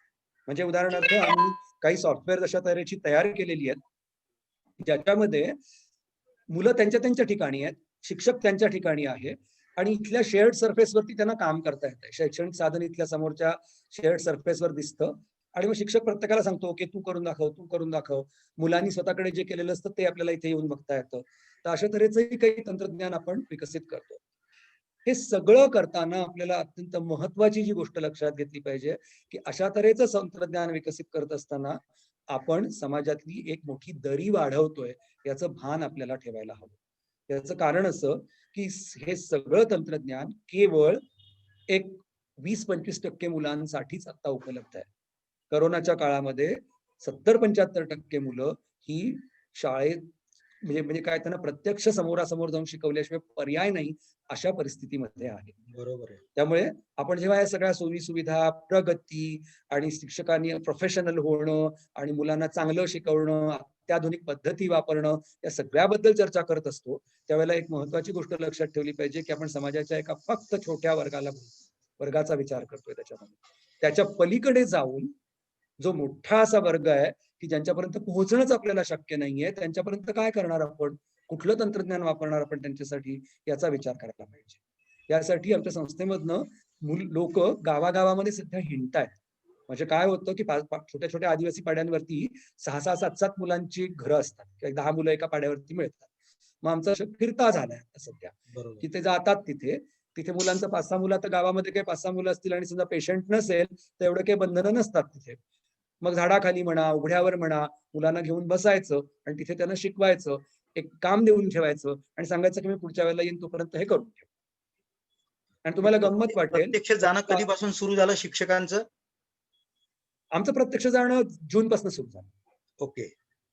म्हणजे ज्या वेळेला शाळा दरम्यान पासून 15 जूनच्या त्या दरम्यान म्हणजे ऑफिशियली शाळा ज्या दिवशी उघडायच्या असं ठरलं त्या दिवसापासून चालू झालेलं आहे. आणि याच्यामध्ये जिल्हा परिषदेचे शिक्षकही सहभागी आहेत. माझे सहकारी आहेत, एक प्रल्हाद काठोले म्हणून, किशोर काठोले म्हणून. तर ते दोघही जण त्यांची शाळा सबंध करोनाच्या काळामध्ये अशी फिरती चालूच आहे, बंद झालेलीच नाही. ते काय करतात की रोज एकेका पाड्यावरती जातात आणि असं करत करत 3-4 दिवसांनी परत रिपीट व्हिजिट येते तुमची तिथे. तिथल्या मुलांना काम द्यायचं, त्यांच्याबरोबर बोलायचं, एक अर्धा दिवस त्यांच्याबरोबर घालवायचा, पुढच्या पाड्यावरती जायचं. आता शिक्षक त्या पाड्यावर गेल्यानंतर मग विद्यार्थी येत आहेत सगळे तिथे? मग प्रत्यक्षात? हो, अतिशय चांगला प्रतिसाद आहे. म्हणजे सुरुवातीला एक पहिली मजा वाटली, 1 महिना 1.5 महिना सुट्टीची आणि काहीच नाहीये होय, याची. होय, मग होय, कंटाळा यायला लागला. होय. आणि त्यामुळे मग गुरुजी गेला की मग त्याच्या मागे अगदी धावत येतात. म्हणजे त्या ह्या शिक्षकांचे अनुभव असे आहेत की फिजिकल डिस्टन्सिंग ठेवायचं म्हणून जवळ येऊ नका म्हणून सांगावं लागतं आणि बाहेर बाजूला बसवावं लागतं त्याला. हम्म. तर त्यामुळे अतिशय चांगला रिस्पॉन्स आहे या तऱ्हेच्या गोष्टीला. आणि दुर्दैवाने याच्याबद्दल कोणी आपल्याकडे फारसं लिहित नाही. म्हणजे शहरी मीडिया यासारख्या शिक्षकांना काही फारसं प्रसिद्धी देत नाही. नाही नाही नाही, त्या अशा गोष्टींकडे लक्षच नसतं मीडियाचं लक्षच बरेचदा. नसतं मीडियाचं. बातमी नाही ना त्याच्यामध्ये फार मोठी काही. एक्झॅक्टली, बातमीचं मूल्य नाही आहे आणि त्यामध्ये. तेच का गोष्ट आहे की शिक्षणाची गुणवत्ता सुधारण्यासाठी क्रांती करत बसायची गरज नाहीये आपल्याला. आपल्याला रोजचं काम चांगलं करायला पाहिजे. आणि एक्झॅक्टली. रोजचं काम अधिकाधिक चांगलं जसं करत जाऊ आपण तशी गुणवत्ता आपोआप वाढत जाईल. ते काही असं दाखवण्याचं काम नाही आहे, ते असं करत सतत करत राहण्याचं असं काम आहे ते. समजून घेण्याचं काम आहे आणि मोजण्याचं पण काम आहे. बरोबर. कारण जोपर्यंत आपण हार्ड डेटा गोळा करत नाही, जोपर्यंत आपण नंबर्स गोळा करत नाही त्याच्यावरचे, तोपर्यंत आपल्या कामाचा परिणाम झालाय की नाही हेच आपल्याला कळणार नाही. बरं, हे आता आम्ही शिक्षकांनी कशा टाइमचं बघायला पाहिजे बरं? तुमचा हा जो सगळ्यात शेवटचा मुद्दा आहे की आपण ते मोजत नाही, ते आम्ही कसं मोजायला पाहिजे त्याच्याकरता म्हणजे ऍक्शन रिसर्च सारखं काहीतरी करायला पाहिजे छोटंसं, आपल्या दैनंदिन याच्यात ते आपल्याला करणं शक्य आहे, काय सांगता येईल तुम्हाला? बघा, आपल्याकरता काय करायला पाहिजे की सामान्यपणे आपण शाळेचं नियोजन करायला जेव्हा बसतो, हा. मला समजा मी 5वीचा वर्ग आहे माझ्याकडे आणि 5वीचं नियोजन मला करायचंय, तर तेव्हा त्याच्या आधी आपण 5वीत येणाऱ्या मुलांची मागच्या वर्षीच्या परीक्षेचा प्रश्नवार डेटा अभ्यासतो का कधी? म्हणजे असं कधी बघतो का की बाबा मागच्या वर्षीची माझी प्रश्नपत्रिका अशी अशी होती, त्याचे ग्रुपिंग असं असं होतं, त्याच्यामध्ये या एरियामध्ये माझी मुलं सगळ्यात कमकुवत आहेत, क्वेश्चन म्हणजे वाईज मला अनालिसिस यावर्षी करायला याच्यावरती पाहिजे भर म्हणजे. द्यायला हवा. क्वेश्चन वाईज किंवा निदान ग्रुप वाईज, म्हणजे समजा एकाच उद्दिष्टासाठी म्हणून 4-5 प्रश्न असतील तर ते एकत्र करा ओके. त्याच्यामध्ये. निदान टॉपिक वाईज, सब टॉपिक वाईज मी म्हणतो. तर सब टॉपिक वाईज अनालिसिस मी करतो का कधी की एकूण वर्गाच्या पातळीवरती इतके टक्के मुलं, असा कुठला घटक आहे की जो वर्गाच्या पातळीवरती सर्वाधिक मुलांना येत नाहीये? बरोबर. मग तिथून मला शिकवायला सुरुवात करायला हवी ना. मी 5वीत आहे म्हणून मी फक्त 5वीच शिकवेन असं म्हणून कसं चालेल? मुलं कुठे आहेत यानुसार आपलं नियोजन हे लवचिक करायला हवं. दुसरी महत्वाची गोष्ट, त्याकरता एका विशिष्ट प्रकारे प्रश्नपत्रिकेची रचना करावी लागते. ती जर केली तर पटापट हे रिझल्ट आपल्याला काढता येतात. हे त्यातलं शास्त्र आहे आणि बरोबर. ते आपण समजून घ्यायला हवं. आणि प्लॅनिंग करत असताना मी 5वीचे धडे घेऊन प्लॅन करेन असं म्हणण्यापेक्षा माझी मुलं कुठे आहेत हे बघेन आणि त्यानुसार माझ्या वर्गाचा प्लॅन करेन, हे आपल्याला करता यायला पाहिजे. अतिशय तरच आपण, महत्त्वाचा आणि मुद्दा आहे. हे जेव्हा आपण काम करत असतो त्यावेळेला ते तुम्ही काय केलं त्याच्या नोंदी ठेवायला हव्यात थोड्या प्रमाणामध्ये. आज तंत्रज्ञानामुळे ते खूप सोपं झालेलं आहे की नोंदी कशा ठेवायच्या. थोडक्यामध्ये आमच्या सर्वच संस्थेमधल्या लोक आमच्याकडे कसं एक काय म्हणता येईल प्रथा आहे की वर्षातनं कोणीही, सगळे माझ्या सकट सगळे लोक किमान 55 तास शिकवतात. अच्छा. की तुम्ही कुठल्याही विभागात काम करत असता, काही करा, पण आपला कोअर बिझनेस हा जर शिकवण्याचा असेल तर तुम्हाला 55 तास तरी वर्षातनं शिकवावं लागतं. तर आम्ही आमच्या शिकवण्याची रेकॉर्डिंग करतो. ही रेकॉर्डिंग आम्ही गटामध्ये ऐकतो किंवा दाखवतो आणि त्यावेळेला इतर सहकारी जे असतात ते त्याच्यावरती फीडबॅक देत असतात की अरे हे आज काही असं नाही, असं करायला पाहिजे. तर आता हा तंत्रज्ञानाचा वापर आपण कधी बघतो का करायला? समजा काय तुमचा प्री प्रायमरीचा विभाग आहे आणि विशाखाताई ते बघतायत, तर आपल्या गटामध्ये एवढा विश्वास निर्माण करता आला पाहिजे आपल्याला की ओके, मी माझं रेकॉर्डिंग करेन आणि आमच्याकडे असं महाराष्ट्रभरातले शिक्षक आहेत की जे आपलं ऑडिओ रेकॉर्डिंग आमच्याकडे पाठवतात, त्यांचा प्लॅन आमच्याकडे पाठवतात आणि आम्ही त्यांना फीडबॅक देतो अरे बापरे, त्याच्यावरती. फारच तर छान. अशा तऱ्हेचं एक मोठं यंत्रणा आणि तुम्हाला गंमत वाटेल त्याच्यामध्ये ग्रामीण भागातले शिक्षक सगळ्यात आघाडीवरती. अच्छा. आम्ही शहरांकडे येतच नाही. त्याचं कारणच ते की ग्रामीण भागात आम्हाला इतकं काम आहे की कशा करता शहरामध्ये जायचं असा प्रश्न आहे. त्यामुळे ग्रामीण भागात आमचं गातुवित नावाचा प्लॅटफॉर्म आहे की जो अच्छा. आम्ही डेव्हलप केलेला आहे शिक्षकांच्यासाठी. आणि त्याच्यामध्ये काय आहे की तुम्ही तुमचं शिकवणं रेकॉर्ड करून आम्हाला पाठवा, आम्ही तुम्हाला फीडबॅक देऊ. अशा तऱ्हेची ती योजना आहे. आणि साधारणपणे त्याच्यामध्ये एक म्हणजे काय म्हणता येईल की मोठी ऍक्टिव्हिटीची बँक आहे. तुम्ही कुठलीही ऍक्टिव्हिटी घ्या, त्याच्या मागचा थोडं शास्त्र समजून घ्या. आपल्या वर्गात किंवा आपल्या आता कोरोनाच्या काळात तर अगदी 5-5 मुलांना 2-2 मुलांना शिकवलेल्याची सुद्धा रेकॉर्डिंग झालेली आणि ती रेकॉर्डिंग ऐकून तुम्हाला फीडबॅक दिली. तर अशा तऱ्हेचं जी एक मेंटरिंगची सोय आहे, तर ती मेंटरिंगची सोय वापरता येणं हे अत्यंत महत्वाचं आहे. आणि त्यामुळे या तऱ्हेचा विचार आपल्याला करायला हवा. आपल्याला we have to think out of the box. त्याच्यामधनं साधं आहे, आपण आपल्या वर्गात एका सेक्शनच्या पातळीवरती दर शिक्षकाने समजा वर्षातनं 5 रेकॉर्डिंग करायची म्हटली स्वतःची, आणि ती क्रिटिकली जर समजा कुठल्या त्यातल्या कळणाऱ्या माणसाकडनं अनालाइज करून घेतली, तर आपल्या शिकवण्यामध्ये बरीच सुधारणा होती. तर हे तंत्रज्ञान आपण आपल्या विकासासाठी सुद्धा वापरलं पाहिजे. जर व्हिडिओ शक्य असेल तर व्हिडिओ करा, नसेल तर ऑडिओ सुद्धा पुरतो. बरोबर. तुमचा शिकवण्याच्या प्रोसेसचा अनालिसिस करा. आणि तुम्ही जे म्हणताय ते सध्या तर सुविधा आपोआपच उपलब्ध झालेली आहे. म्हणजे सध्या जे आता याच्यावरून तास घेतोय आपण झूम मीटिंगच्या द्वारे, म्हणजे आपोआपच रेकॉर्डिंग आपल्याला आपलं मिळू शकतं की आपण नेमकं कशा पद्धतीने घेतलं. म्हणजे हे सध्या रेडीमेड आहे म्हणून म्हणालो. म्हणजे बाकी खरं वर्गातलं अध्यापन जे आहे ते आपलं शिकवणं आपण वेगळं आहे. पाहणं ही अत्यंत महत्वाची गोष्ट आहे. होय. जी सेल्फ, म्हणजे जसं 360 डिग्रीने म्हणतात इव्हॅल्युएशन करायला पाहिजे, त्यातलं सगळ्यात पहिलं स्वतःपासूनच इव्हॅल्युएशन आपल्याला सुरू करता येईल. नाही आणि का? इव्हॅल्युएशन पेक्षाही ती प्रोसेस म्हणून बघा, म्हणजे त्याला गुण देणं किंवा असं सगळं करण्यापेक्षा, की मी आता जर हे या प्रकारे शिकवत असेल, मला याच्यात काय अजून चांगलं करता येईल, आज मला काय चांगलं जमलं, कुठे मी मला काही जमलं नाही किंवा कमी तिथे सुधारणा पडतो. करण्याची काय वाव आहे, याबद्दल चर्चा होणं हे अत्यंत महत्वाची गोष्ट आहे. आणि मग हळूहळू शिक्षक विचार करायला लागतील, रिफ्लेक्टिव्ह व्हायला लागतील, आणि मग शिकवण्याचा पोत सुधारेल, बदलेल. बरोबर. नेमकं सर तुमचा पूर्व प्राथमिक ते 5वी पर्यंतचा विशेष अभ्यास विषय आहे तुमचा. आणि सध्या आपल्या नॅशनल एज्युकेशन पॉलिसीमध्ये सुद्धा त्याच्यावर भर दिलेला आहे. आता तो जो सेक्शन आहे तो त्यांनी वेगळा काढलेला आहे. नॅशनल लिटरसी आणि न्यूमेरसी मिशन असा त्याच्यामध्ये उल्लेख आहे. याबद्दल काय वाटतं बरं तुम्हाला? म्हणजे याच्यामुळे काही फरक पडेल नॅशनल एज्युकेशन पॉलिसीमध्ये याचा उल्लेख केल्यामुळे? काय ते झालंय जास्त माहितीये का, ऍक्सलरेट होईल आपल्या असं वाटतं? सबंध शिक्षण व्यवस्थेमध्ये पूर्व प्राथमिक हा अत्यंत दुर्लक्षित असलेला विभाग आहे. होय. आणि 6 वर्षापर्यंत पूर्व प्राथमिक मध्ये थांबायचं आणि मग नंतर प्रायमरी मध्ये जायचं, ही डिव्हिजन थोडीशी बालविकासाला धरून नाहीये. खरं तर नॅशनल फाउंडेशनल लिटरसी मिशन जे आहे, त्याच्या जोडीला फाउंडेशनल स्टेज नावाची गोष्ट पॉलिसीमध्ये आलेली आहे. त्यामध्ये काय म्हणण्यात आलेलं आहे, की अभ्यासक्रम विकसित करत असताना वय वर्ष 3 ते वय वर्ष 8 हा टप्पा घेतला पाहिजे, आणि याच्याकडे एक सलग टप्पा म्हणून बघितलं पाहिजे. का बरं? तर असं दिसून येतं की या काळामध्ये मुलांचा लिटरसी आणि न्यूमरसीचा विकास फार वेगाने होत असतो. आणि पारंपरिक जे आपले डोमेन्स आहेत, म्हणजे शारीरिक विकास असेल, मानसिक विकास असेल, भावनिक विकास असेल, सामाजिक विकास असेल, याच्या जोडीला लिटरसी सुद्धा वेगाने विकसित होत असते. तर ह्याचा फायदा आपल्याला मिळवता यायला पाहिजे, म्हणून 3 वर्ष ते 8 वर्ष असा एक अभ्यासक्रमाचा टप्पा मानून मुलं त्याच्यामधनं जायला पाहिजेत असं ठरवलेलं आहे.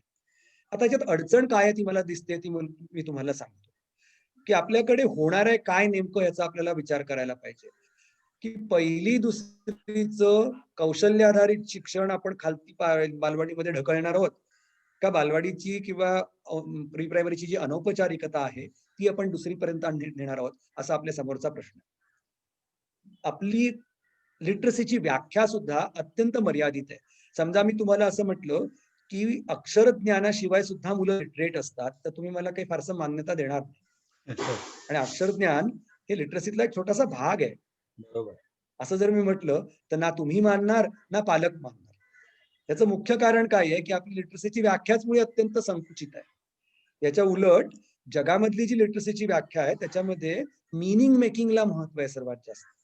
काय वाचनाची व्याख्या कशी केली जाते की it is a process of meaning making through dynamic interaction between the user's existing knowledge, information suggested by the text and the reading context. अशा तऱ्हेची एक लार्जर व्याख्या जागतिक स्तरावरती केली गेलेली आहे लिटरसीची.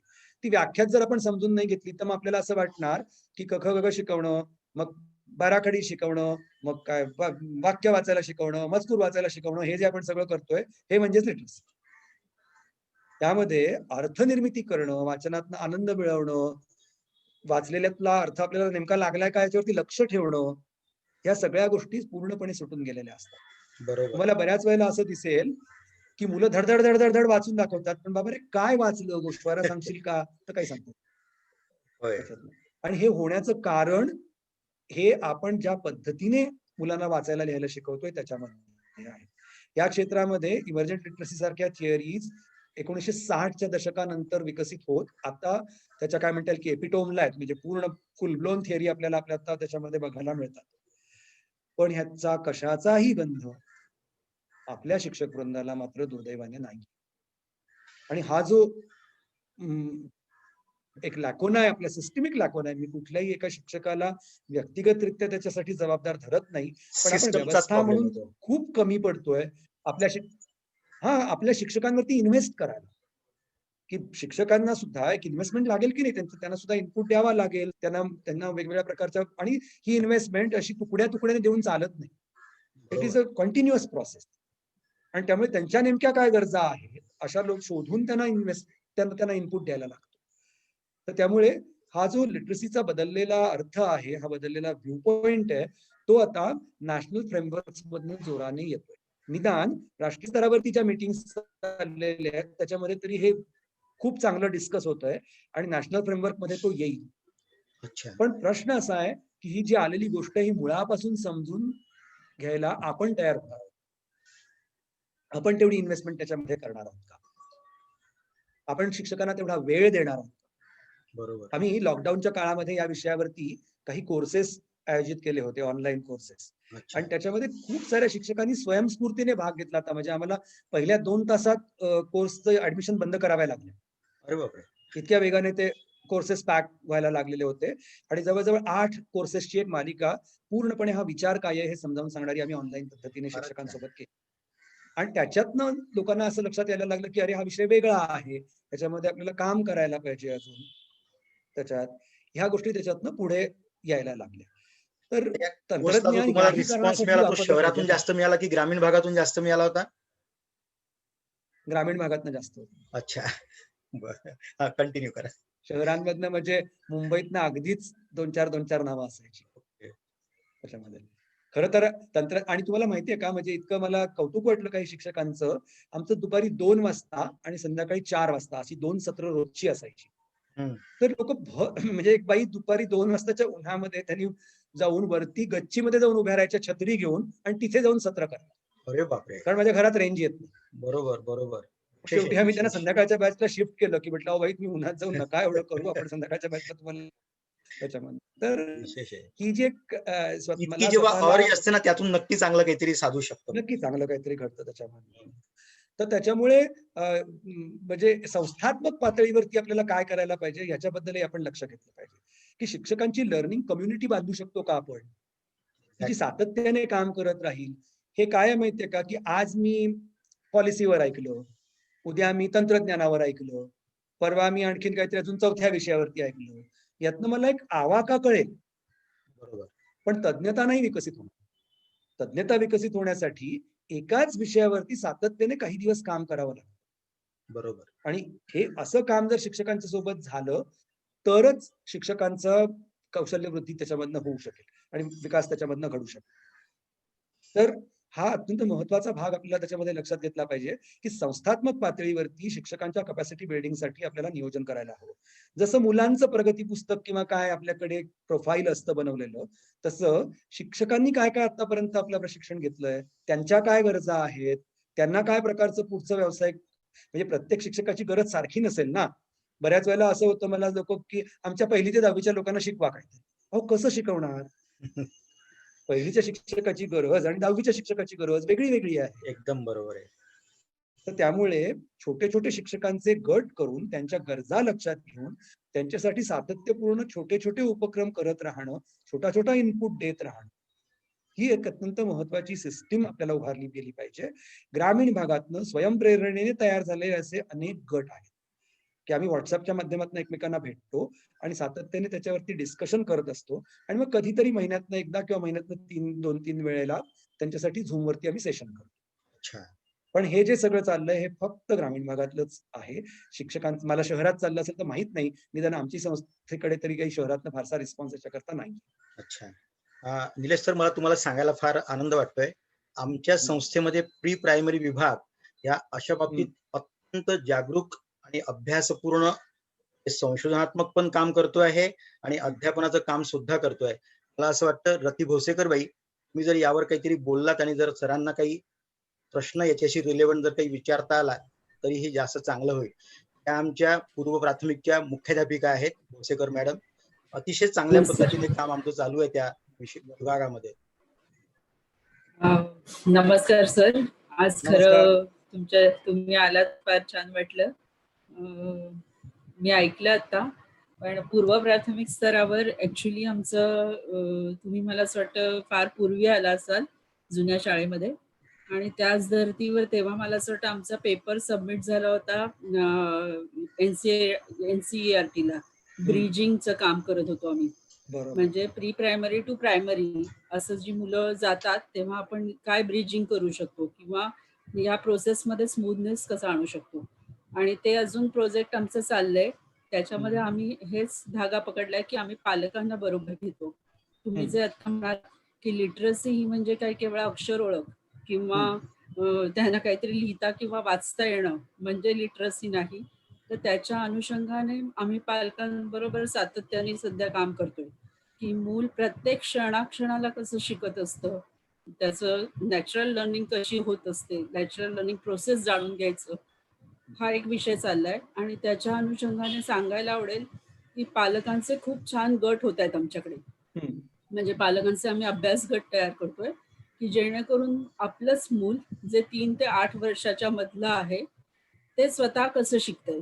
या लॉकडाऊनच्या काळामध्ये जेव्हा पालकांवर खूप प्रेशर होतं की मुलांची शाळा नाही म्हणजे शिक्षण नाही, तर या काळामध्ये आम्हाला याचा खूप उपयोग झाला की तुमचं मूल प्रत्येक क्षणी काय काय शिकते, आणि मग त्याचे अगदी छोटे छोटे व्हिडिओ शेअर करतायत पालक, आणि त्याच्यावरनं आम्ही पालकांशी चर्चा करतोय की हे बघा, हे तुमचं असं असं मूल त्याची प्रोसेस चालली आहे. सो हा एक भाग झाला. सो हा अवेअरनेस देण्याचा सध्या आमच्याकडनं प्रयत्न चाललाय की लिटरसी म्हणजे केवळ तुम्ही क ग येतोय किंवा त्याचं अर्थहीन वाचणं म्हणजे वाचन नाही, त्याच्या पलीकडेही मूल इतर गोष्टी वाचू पाहत असतं, त्याला कसं तुम्ही स्कोप देऊ शकाल. त्यांचं लेखन म्हणजेच केवळ अभ्यास येतोय किंवा अभ्यासाची एक तयारी असं नाही, तर ते एक माध्यम आहे त्याचं एक्सप्रेस करायचं. की आपण जरा तिथे म्हणजे ते सगळं अवेअरनेस आणून जे पूर्व प्राथमिक स्तरावर मुलांवर वाचनाचा आणि लेखनाचा भडीमार केला जातो तिथे आम्ही पालकांची काम करतोय. ही एक भाग झाला त्याच्यातला. दुसरं असं गोष्ट की हा जो ट्रान्सफॉर्मेशनचा भाग आहे त्याच्यामध्येही आम्ही प्राथमिकच्या शिक्षिकांशी खूप कम्युनिकेशन मध्ये असतो. म्हणजे जेव्हा मार्च मध्ये आमची तुकड्या तयार होतात आणि त्या जून मध्ये पहिलीला जाणाऱ्या असतात, तर प्रत्येक मुलाची तुम्ही मगाशी जसं म्हणालात तसं की कुठल्या लेव्हलवर आहे त्याच्यासाठी भाषेची पातळी म्हणजे कुठल्या 4 लेवल्स आम्ही केलेले आहेत की अक्षर पातळीवर आहे का, तो शब्द वाचू शकतोय का, वाचनाच्या कुठल्या टप्प्यावर आहे, लेखनाच्या कुठल्या टप्प्यावर आहे, अंक ओळखीच्या बाबतीत कुठल्या टप्प्यावर आहे. आणि हा डिस्कस डेटा थोडासा मार्चच्या एंडला प्राथमिककडे आमचा जातो जेव्हा आमची शाळा बंद होणार असते. त्याचबरोबर पालकांशीही शेअर करून आपण त्याचा फीडबॅक देतो. जर काही पालकांच्या मध्ये एकदम दडपण येणार असेल, अशी जर काही मुलाची अवस्था असेल, तर कसं खेळ पद्धतीचा अवलंब केला पाहिजे हेही थोडंसं त्यांना सांगितलं जातं. आणि तिथे हे मुलावर प्रेशर न येता प्राथमिक शिक्षक आणि पालक हे कसे एकमेकांशी संवाद साधू शकतील आणि काही त्रुटी असतील तर त्याच्यासाठी कशी खेळ पद्धती अवलंब करू शकेल याच्यावर थोडं काम होतं. हा आमचा थोडासा प्राथमिक आणि पूर्व प्राथमिकचा बेस तुम्हाला मी सांगितला, पण अजून ह्याच्यात खूप सुद्धा आवश्यक आहे किंवा त्याच्यावर सतत आम्ही म्हणतो तसा अभ्यास करत असतो की काय पाहिजे आपल्याला, कसं करता येईल वगैरे, असं सगळं ते काम आमचं चाललेलं आहे. संस्थेची साथ तर आहेच. गेल्या नोव्हेंबरमध्येच आम्ही बालनगरी भरवली होती की जेणेकरून काय नेमकं पूर्व प्राथमिकची स्वतःची कशी उद्दिष्ट असतात, ती कशी साध्य करायची असतात आणि त्याच्यासाठी काय काय असतं, असं आम्ही बालनगरी भरवली होती. खूप छान रिस्पॉन्स होता आणि हे चाललंय आमच्या परीने आमचं काम चाललंय. आत्ताही आमचा एक कामाचा कोपरा काकू असं घराघरामध्ये आमचे कामाचे कोपरे झालेत आणि शाळा ही शाळेच्या इमारतीतच नाही, पण ती घराघरामध्ये पण कशी होऊ शकते, असं हे मला असं वाटतं त्याचे 1-2 व्हिडिओ मी तुम्हाला शेअर केले होते. हो, केले आय होते डोंट मी नो पाहिले. तुम्ही पाहिले की नाही, पण हो, पाहिले मी केले होते. हां, तर असं कामाचा कोपरा आमचा एकदम धडाकेबाज झालेला आहे आणि छान चाललंय सगळं. पण निश्चित तुम्ही म्हणताय ते आहे, की आपल्याला सारखं याविषयी अपडेट राहावं लागतं. सध्या जसं मी म्हटलं माझं सहज शिक्षणाचं काम चाललंय. सो त्या अँगलने पण पालकांशी बोलणं हे किती गरजेचं आहे, हे मला आता समजतंय आणि तसंच माझं काम चाललेलं आहे. आणि ते आमचे पालक खूप छान रिस्पॉन्स देत आहेत. शिक्षकांशी चर्चा होते मध्ये-मध्ये आणि काम चालू आहे. तर ही तुम्हाला जी पार्श्वभूमी आता जी कळली, आता आम्ही अजून काय करायला पाहिजे इम्प्रुव्हमेंट करता, हे तुमच्याकडून आम्हाला हवंय जरासं मार्गदर्शन. मी असं सुचवेन की हा खूपच चांगल्या रीतीने आधी एकतर हे सगळं हँडल केलेलं आहे. म्हणजे नुसतं मुलांना झूम मीटिंगच्या समोर आणून बसवा आणि मग मुलांनी स्क्रीनच्या बरोबर इंटरॅक्ट करत शिका, असं करण्यापेक्षा पालकांना त्याच्यामध्ये सहभागी करून Exactly. घेणं आणि पालकांनी स्वतः घरामध्ये त्याच्यामध्ये मुलांना शिकायला मदत करणं, हे लहान वयातल्या मुलांच्या शिक्षणासाठी अगदी नक्की गरजेची गोष्ट आहे. सो पेरेंट एज अ को टीचर अशा तऱ्हेचं एक कल्पना जगभरातच आता कोरोनाच्या काळामध्ये खूप मांडली जातीये, की होय. शिक्षकांना म्हणजे ज्या ज्या ठिकाणी शक्य आहे, ज्या ज्या ठिकाणी संभव आहे, त्या त्या ठिकाणी पालकांना सोबत घेऊन कसं शिक्षण करा याच्याबद्दल बऱ्यापैकी एक जागरूकता आता त्याच्यामध्ये यायला लागलेली आहे. तर त्यामुळे हा भाग जो तुम्ही करताय तो खूप चांगला आहे. मुलाला स्क्रीन समोर बसून शिकवण्यापेक्षा पालकाच्या सोबत तंत्रज्ञानाच्या माध्यमातून संवाद साधणं आणि त्याला घरामध्ये शिकण्यासाठी म्हणून प्रवृत्त करणं ही खूप म्हणजे काय म्हणता येईल की दिलासा देणारी गोष्ट आहे असं मी त्याच्याकरता म्हणेन. कारण 3 वर्षाचं मूल स्क्रीन समोर बसून नाही शिकू शकत, आपल्याला सगळ्यांनाच माहिती आहे. आणि अशा वेळेला ऑनलाईन आम्हाला शिकवायचं आहे म्हणून मग मुलांना केवळ त्या कॉम्प्युटरच्या समोर बसून शिकवत राहणं आणि वन वे ट्रॅफिक त्यांच्यासमोर एक भाषण करत राहणं हे काही फार चांगलं लक्षण नाही असं मला वाटतं. त्यापेक्षा तुम्ही जो मार्ग अवलंबलेला आहे तर तो खूपच योग्य आहे आणि तो तुम्ही पुढे घेऊन गेला. आता याच्यामध्ये सुधारणा काय करायला पाहिजे, तर याच्यामध्ये मी एक असं सुचवेन की जर कदाचित तुम्ही करतही असाल, तुम्ही म्हणजे मला माहिती त्याच्याबद्दल बोलला नाहीत म्हणून फक्त सांगतो, की या संदर्भामध्ये खूप सारं थेरॉटिकल रीडिंग आता करायला घ्यायला पाहिजे. वाचायला घेतलं पाहिजे शिक्षकांनी. वाचणं, त्याच्यावरती रिफ्लेक्ट करणं आणि त्याच्या आधारे आपली प्रॅक्टिस बदलणं. याच्यावरती काम आता चांगलं व्हायला पाहिजे. त्यामुळे काही एक वाचनाचा भाग शिक्षकांसाठी तुम्हाला तयार करता येतो का बघा. त्याच्याकरता काही रिसोर्सेस लागले तर मी मदतही करू शकेन. माझ्याकडे काही मराठीमध्ये केलेले रिसोर्सेस आहेत की जे पब्लिक डोमेनमध्ये आहेत. त्यामुळे तुम्हाला ते घेऊन डिस्कस नक्कीच करता येऊ शकेल.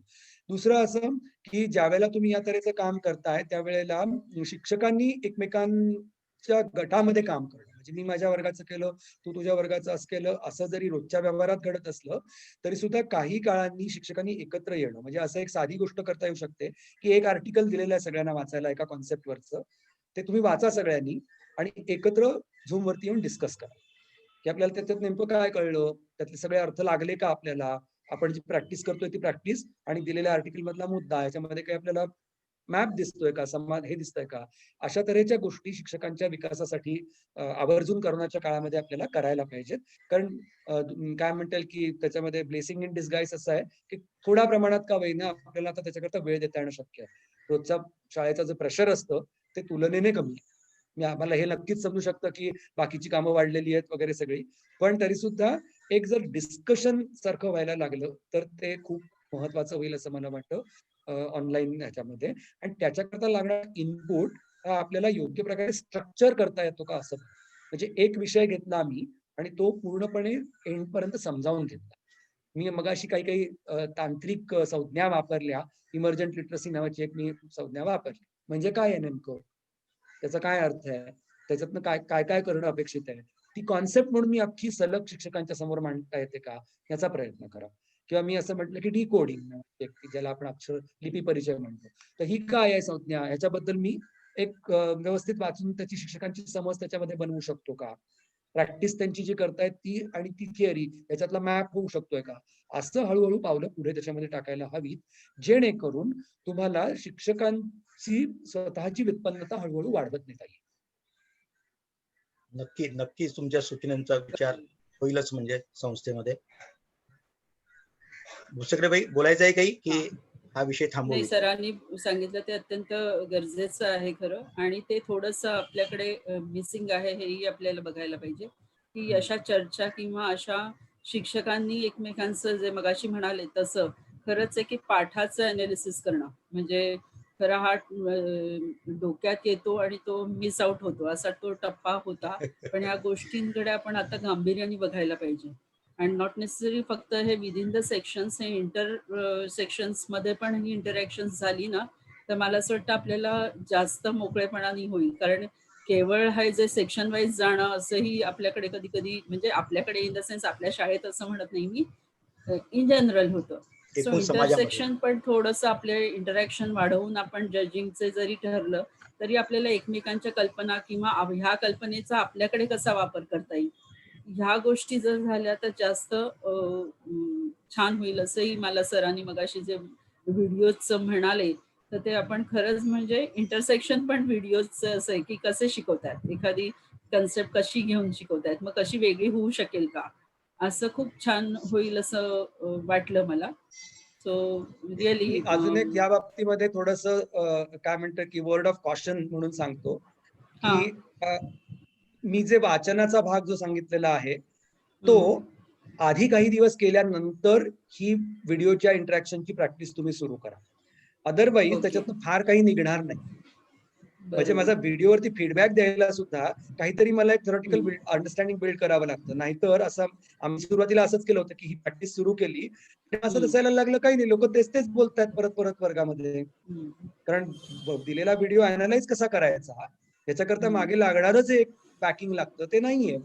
बरोबर. म्हणून आम्ही वाचन आणि या तऱ्हेचं इंटरॅक्शन शिक्षकांच्या मधलं असं एकत्र जेव्हा सुरू केलं त्यावेळेला त्याच्यातनं अधिक चांगला सकस फीडबॅक त्याच्यामधनं मिळाला. बरं निमकर सर, मी आता ह्या टेक्नॉलॉजी याच्यावर म्हणजे मला तो म्हणजे विचारायचं होतंच, मला माझ्या डोक्यात तो कायम एक प्रश्न असतो, त्याचं उत्तर मला तुमच्याकडून हवं आहे. पण बरेचदा टेक्नॉलॉजीना काही लोक फारच टेक्नॉलॉजी जास्त वापरतात. म्हणजे टेक्नॉलॉजी म्हणजे मला कुठेही सध्याचं जे इंटरनेट वगैरे असं म्हणायचंच नाहीये. म्हणजे उदाहरणार्थ मध्ये आपण जे खुपसून जे कन्व्हर्जंट आणि डायव्हर्जंट रेस जे दाखवण्याचा प्रयत्न करतो तिथपासून आपल्याला सगळी टेक्नॉलॉजी म्हणायचं आहे, एज्युकेशनल टेक्नॉलॉजी. तर कधी कधी याच्या अतिवापरामुळे जे काही त्याचा आत्मा आहे त्या शिकवण्याचा जो आहे कधी कधी हरवतो, असं कधीतरी होऊ शकतं किंवा असं तुमच्या निदर्शनास कधी आलाय का? आपण एक गोष्ट लक्षात घेऊया की आपण शैक्षणिक साधनं जी वापरतो तर त्याचा नेमका रोल काय आहे हे आपल्याला लक्षात घेतलं पाहिजे. केवळ भरपूर सारी शैक्षणिक साधनं वर्गात आहेत म्हणून मुलं नाही शिकणार. एक्झॅक्टली, मला शैक्षणिक साधन वापरणारा जो शिक्षक आहे तो ते कसं वापरतोय ह्याच्यावरती सगळं अवलंबून आहे. आणि म्हणून शैक्षणिक साधन हा एकूण शिक्षण प्रक्रियेचा एक छोटा भाग, तो जर केंद्रस्थानी आला तर मात्र प्रॉब्लेम व्हायला सुरुवात होते. म्हणजे उदाहरणार्थ की काय गणित शिकवताना शैक्षणिक साधन वापरावं का? नक्की वापरा. गुणाकार शिकवायला काहीतरी छोटे गोट्या गोळ्या घेऊन आपण काहीतरी करून काम किंवा छोट्या छोट्या वस्तू घेऊन आपण काम करू शकतो का? हो, करू शकतो. पण म्हणून 3 अंकी संख्यांचा गुणाकार शिकवताना आपण शैक्षणिक साधन वापरायला हवंय का? हा विचार आपल्याला करायला आहे. शेवटी साधन हे कुठे वापरायचं आणि केव्हा ते काढून घ्यायचं याचा प्रोग्राम जोपर्यंत माझ्या डोक्यामध्ये सेट नाहीये तोपर्यंत ते साधनाचा लिमिटेडच उपयोग होणार. आणि साधन स्वतः शिकवत नसतं, शिकवत असतो शिक्षक. एक्झॅक्टली, ते सपोर्टिव्ह आहे. त्यामुळे ते साधन घेऊन मी काय विचारतोय, मी काय करायला सांगतोय मुलांना, त्याच्यात मी डायलॉग कसा करतोय, मुलांच्या बरोबर बोलतोय कसं, मी प्रश्न कसे विचारतोय, ह्या भागाकडे लक्ष द्यायला हवं, ना की ते परसे साधन कसं असेल याच्याकडे. बरोबर, नाही तर मग ते फक्त खेळ येतो साधनाचा.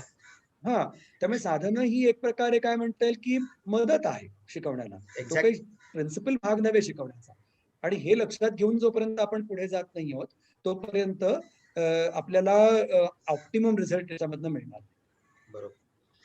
आता एक प्रश्न, बरेचदा म्हणजे वेग त्याबद्दल आयडिया असतात, तुम्ही आता त्या क्षेत्रातच काम करणारे आहात आणि त्याच्यावर काम करता, तुम्ही बऱ्याच ठिकाणी करिक्युलम तयार करण्याचं काम करता असं मला तुमच्या परिचयातून कळलेलं आहे. करिक्युलम, सिलेबस आणि टेक्स्ट बुक त्यामध्ये डिस्क्रिमिनेट आपण नेमकं कसं करावं आणि त्यामध्ये काय फरक आहे असं सगळ्या शिक्षकांना ते क्लिअर होईल असं तुम्ही सांगा. याची पुन्हा मी सांगतो तसं की सर्व शब्दांच्या खूप स्टँडर्डाइज व्याख्या नाहीत.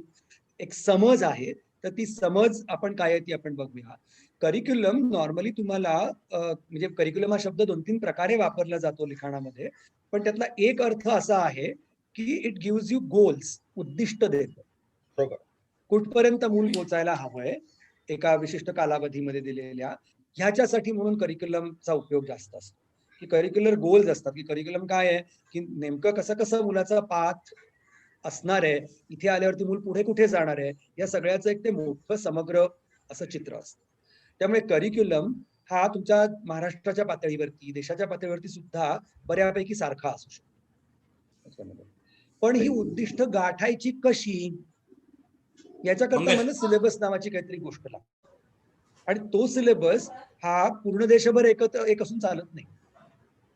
महाराष्ट्रातला सिलेबस आणि कर्नाटकातला सिलेबस याच्यामध्ये फरक असायलाच हवा. याचं कारण असं की मुलाचं कॉन्टेक्स्ट काय आहे, मूल कुठून आलेलं आहे, मुलाची पार्श्वभूमी काय आहे, याच्यानुसार सिलेबसची रचना आपल्याला काही प्रमाणामध्ये करावी लागते. आणि टेक्स्टबुकचं म्हणाल तर टेक्स्टबुक हे एक साधन आहे. कसलं, तर दिलेलं सिलेबस शिकवण्याचं एक साधन, परिपूर्ण साधन नव्हे. म्हणजे टेक्स्टबुक शिकवलं सगळं म्हणजे मी आपोआप सिलेबस कव्हर केला असं होत. त्याच्या पलीकडे बरंच आपल्याला जावं लागतं. आणि करिक्युलम मधली उद्दिष्ट जी दिलेली आहेत, जे गोल्स दिलेले आहेत, ते साध्य करता येतात का, याच्यावरती माझं खरं लक्ष असायला. आता टेक्स्टबुकच्या बाबतीत म्हणायचं झालं तर आमच्यासारख्या भागांच्या मध्ये टेक्स्टबुक हे एकमेव प्रिंटेड मटेरियल मुलांच्याकडे उपलब्ध झालेलं असतं. बरोबर. अशा भागांच्या मधनं थोडासा टेक्स्टबुक वरती जास्त डिपेंडन्स असणं किंवा टेक्स्टबुक मध्ये जरा जास्त शिक्षकांनी अवलंबून राहणं हे मला समजू शकतं. पण ज्या भागामध्ये अत्यंत विपुल प्रमाणामध्ये आसपास लिटरेचर उपलब्ध आहे, इंटरनेट उपलब्ध आहे, तुम्हाला इतर अंतिम सोर्सेस उपलब्ध आहेत, अशा वेळेला केवळ पाठ्यपुस्तकातला धडा शिकवणं हे माझं उद्दिष्ट असतं का म्हणून. बरोबर. तुमची उद्दिष्ट काय आहे ते मी बघितलं पाहिजे आणि त्या दृष्टीने माझ्या शिकवण्याचं नियोजन केलं पाहिजे. आता ज्यावेळेला मी असं म्हणत असतो त्यावेळेला हे नेमकं कसं करायचं, तर त्याकरता मेहनत आहे आणि रियाज आहे, तो करावा लागणार, त्याच्याशिवाय कसं पुढे जाणार आपण. बरोबर. तर त्यामुळे करिक्युलमच्या लेवलला ब्रॉड उद्दिष्ट आहे. ती उद्दिष्ट गाठण्यासाठी मला काही एक प्रकारचं सिलेबस तयार करावं लागणार आहे. आणि त्यातलं एक साधन माझं टेक्स्टबुक आहे. टेक्स्टबुक मला काय देतं, सांगाडा देतो हातामध्ये, साधारणपणे माझा सिलेबस कसा कसा जातोय हे दाखवणारा सांगाडा देतो. पण धडे म्हणजे सिलेबस नाही ना, धडे म्हणजे करिक्युलम पण नाही आणि सिलेबस पण नाही. बरोबर. एक साधन आहे. मग ते साधन मला तिथे वापरता येण्याजोगं असेल तर ते वापरा, नसेल वापरता येण्याजोगं तर नका वापरू. थोडक्यात उदाहरण द्यायचं झालं तर दुसरीच्या शेवटाला मुलाला वाचून समजलं पाहिजे. तर बऱ्याच वेळेला असं आपल्याकडे दिसतं की मुलाला पाठ्यपुस्तकातलं वाचता येतं, बाहेरचं काही दिलं की नाही वाचतं. किंवा पालक पाठ्यपुस्तकाच्या बाहेरचं काही विचारलं की आरडाओरडा करत येतात. बरोबर. मग तुम्ही सिलेबसच्या बाहेरचं कसं विचार. होय. तर वाचता यायला लागलं की वाचता यायला लागलं. एक्झॅक्टली. म्हणजे असं नकोय व्हायला आपल्याला की एका पाठ्यपुस्तकातल्या परीक्षेमध्ये मला चांगले मार्क मिळतात आणि त्या पाठ्यपुस्तकाच्या बाहेरचं मी काही विचारलं की माझे मार्क कमी होतात. अशी जर स्थिती असेल तर आपण करिक्युलम नाही शिकवत आहोत. याचा अर्थ शिक्षण खऱ्या अर्थाने झालं नाही असा त्याचा अर्थ होईल मग. हा, बरोबर आहे. त्यामुळे पाठ्यपुस्तकातल्या धड्यात ती मेमरी डोक्यात ठेवून देण्यापेक्षा तुला धडा समोर दिलाय, पण मी प्रश्न असा विचारला पाहिजे की तो धडा समोर असताना सुद्धा मला विचारच करावा लागेल. म्हणजे असं कधी आम्ही विचारतो का की बाबा रे, हा असा असा मुद्दा या पाठ्यपुस्तकातल्या पॅसेज मध्ये आलाय, तो वाच आणि त्यावर तुझं मत काय आहे ह्याच्याबद्दल लिही, असा प्रश्न आपल्या परीक्षेत नसतो. बरोबर. तर तुम्ही ह्या क्वेश्चनच्या मार्फत म्हणजे तुम्ही आता जे बोललात ते कंटिन्यू कराच. नंतर फक्त माझा प्रश्न असा त्यालाच जोडून याचं पण एक मला हवं आहे तुमच्याकडून, ह्या क्वेश्चनच्या मार्फत इव्हॅल्युएशन मेथड तुम्ही काय वापरता. तर क्वेस्टच्या मार्फत आम्ही बऱ्याच मोठ्या प्रमाणावरती मूल्यमापनाची तंत्र विकसित केलेली आहेत. अगदी प्री प्रायमरी पासून, की प्री प्रायमरीच्या मुलांच्या बाबतीमध्ये लेखी परीक्षा शक्य नाही, तर त्याच्यामुळे ऑब्झर्वेशन बेस्ड इव्हॅल्युएशन कसं करावं आणि ते चटकन कसं करता येईल, हे तंत्रज्ञान वापरून शिक्षकांची वेळेची आणि श्रमाची कशी बचत करता येईल. म्हणजे मी नुसतं ऑब्झर्वेशन नोंदवलं की मला डायरेक्टली हातामध्ये रिपोर्ट कार्ड कसं मिळेल, अशा तऱ्हेचं तंत्रज्ञान विकासाचं काम आम्ही आमच्या संस्थेमध्ये करतो आहोत.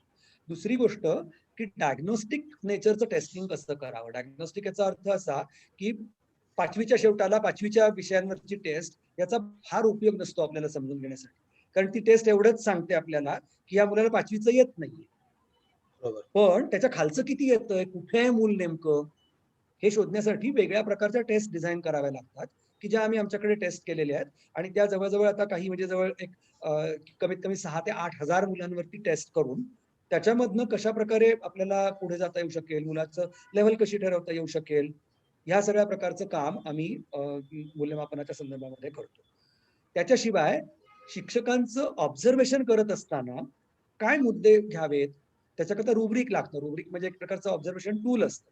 तर ते टूल घेऊन मी वर्गात नेमकं काय बघावं, कसं बघावं, त्याचा फीडबॅक शिक्षकाला कसा द्यावा, शिक्षकाने स्वतःचं मूल्यमापन कसं करावं. म्हणजे आम्ही असं करायला सांगतो की तुझं रेकॉर्डिंग घे, हे टूल घे आणि स्वतःचा ती पहिल्यांदा स्वतःच्या शिकवण्याला मार्क दे, बरोबर. दुसऱ्या कोणी देण्यापेक्षा.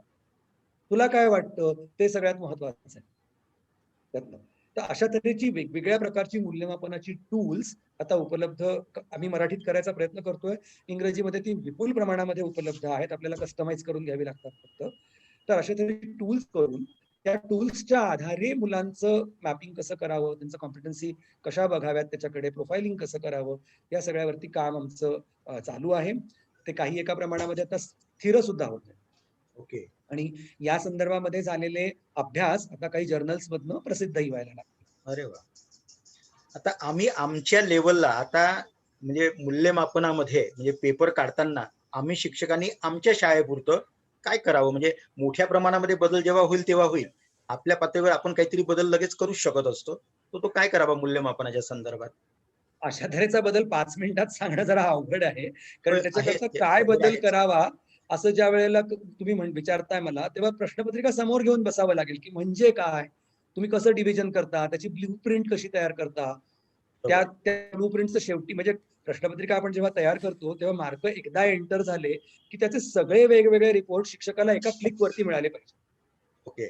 आणि अशी व्यवस्था करायची असेल तर आधी आपल्याला मोठा एक कॉम्पिटन्सी मॅप नावाची गोष्ट तयार करावी लागते, की जो आम्ही आमच्या संस्थेमध्ये तयार केलेला आहे आणि आता बऱ्याच संस्था तो वापरतायत, की 5वी पर्यंतचं कॉम्पिटन्सी मॅपिंग केलेलं आहे.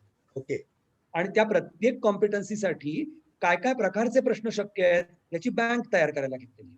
बरोबर. म्हणजे काही वर्ष काम असं आपण करत गेलो की खरं तर आपल्याला वेगवेगळ्या प्रकारच्या प्रश्नपत्रिका ह्या आपोआप जनरेट करता आल्या पाहिजेत तंत्रज्ञानाच्या माध्यमातून. दरवर्षी कागद पेन्सिल घ्यायची आणि नव्याने प्रश्नपत्रिका लिहायला बसायचं, हा उद्योग शिक्षकाचा वेळ वाया घालवणार बरोबर. त्याच्यामधनं. त्यामुळे या प्रोसेसचं ऑटोमेशन तुम्ही करू शकता का, ह्याच्याकडे तुम्हाला लक्ष द्यायला पाहिजे. हे प्रश्न तयार करत असताना मी म्हटलं तसं की तुमचा पहिला कॉम्पिटन्सी मॅप सगळा पूर्ण तुम्ही अभ्यासलेला आहे का, त्याच्यामध्ये कुठल्या गोष्टी अशा आहेत की ज्या तुम्ही पाठ्यपुस्तकाच्या आधारे शोधू शकणार आहात आणि कुठल्या गोष्टी अशा आहेत की ज्याच्याकरता तुम्हाला पाठ्यपुस्तकाच्या बाहेर जावं लागेल, ह्याच्याकरता तुमचा अभ्यास झालाय का, ह्या सगळ्या गोष्टी त्याच्यामध्ये येतात. त्यामुळे तुम्ही जर अशा तऱ्हेचं काही करायचं मूल्यमापनाच्या बाबतीत ठरवत असाल तर आय वुड रिअली रेकमेंड की या संदर्भामध्ये अभ्यास करायला हवा. या संदर्भातल्या नव्या कल्पना भरपूर आहेत, त्या समजून घ्यायला हव्यात आणि मग ह्याच्यामध्ये बदल करायला हवा.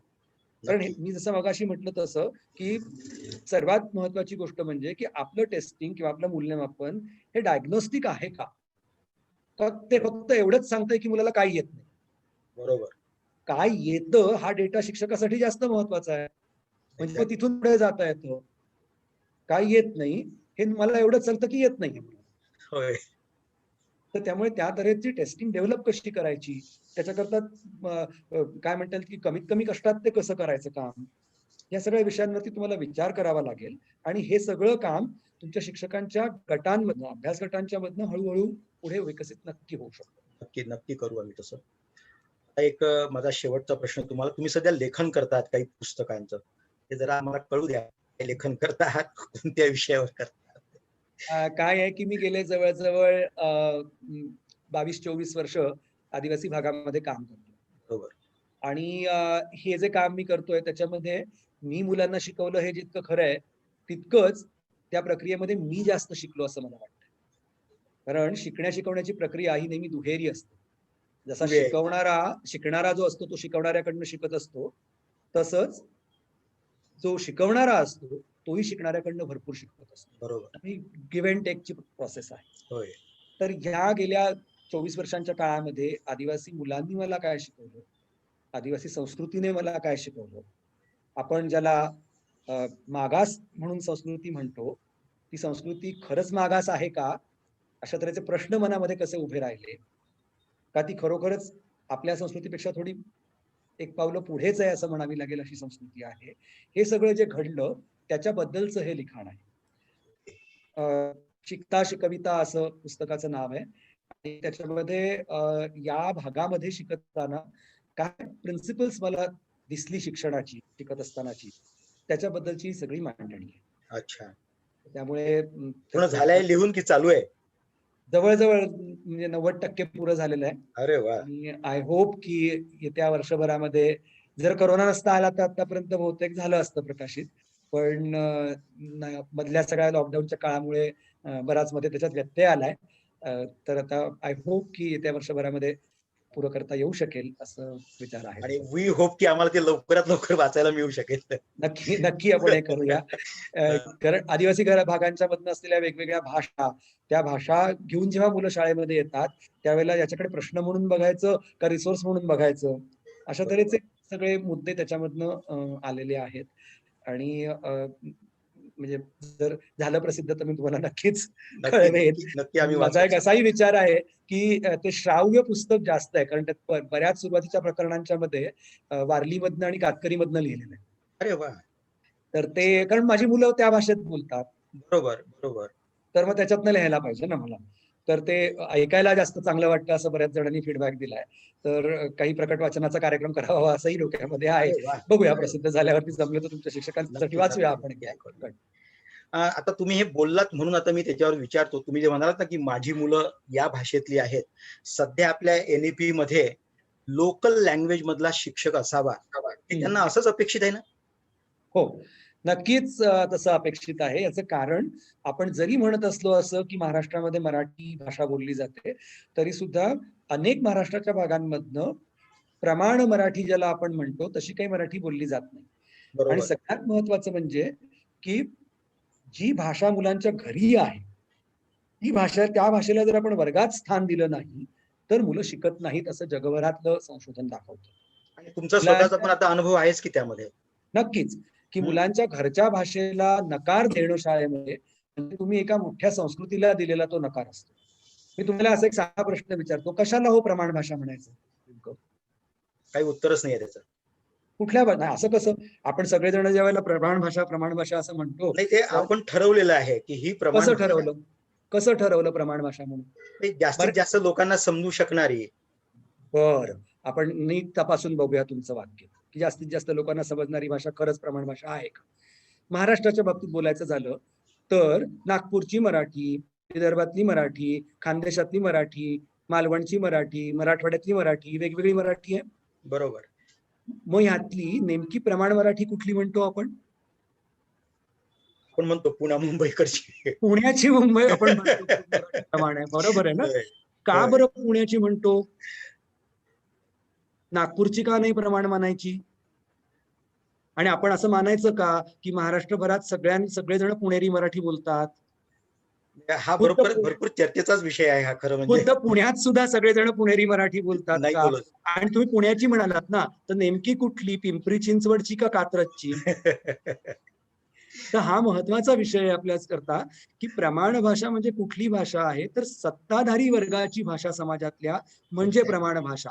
जास्त लोकांना समजणारी भाषा म्हणजे प्रमाण भाषा असं म्हणायचं म्हटलं तर आपल्याला पाणी हा शब्द शुद्ध म्हणायला हवा. बरोबर. कारण पाणी म्हणणारी लोक जास्त आहेत का पाणी म्हणणारी लोक जास्त आहेत? पाणी म्हणणारी जास्त आहेत ना. मग प्रमाण भाषा म्हणजे पाणी शब्द प्रमाण असायला हवा. बरोबर. त्यामुळे इतकं काही आपण डेमोक्रॅटिक पद्धतीने प्रमाण भाषा ठरवलेली नाही. प्रमाण भाषा ही सत्ताधाऱ्यांची भाषा आहे. म्हणजे महाराष्ट्राचे सत्ताधारी होते ते पेशवे होते आणि म्हणून पेशव्यांची भाषा प्रमाण भाषा झाली आपल्याकडे. बरोबर. पुण्याची भाषा आपण जेव्हा प्रमाण म्हणतो त्यामुळे, तर हा ज्याला आम्ही काय म्हणतो की भाषेचं सांस्कृतिक राजकारण असं म्हणतो, तो भाग शिक्षकांनी समजून घेतला पाहिजे.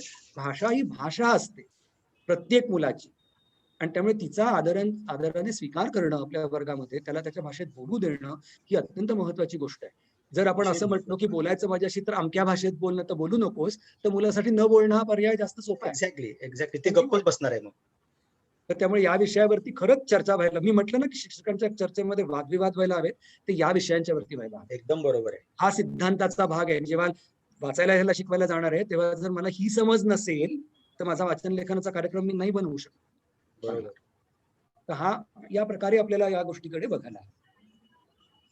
आजचा आपला संवाद इतका सहज झालेला आहे आणि तुम्ही जे बोललात आणि ते इतकं सहज पद्धतीने आणि प्रत्येकापर्यंत मला वाटतं ते एकदम छान पर्यंत पोहोचलं असेल.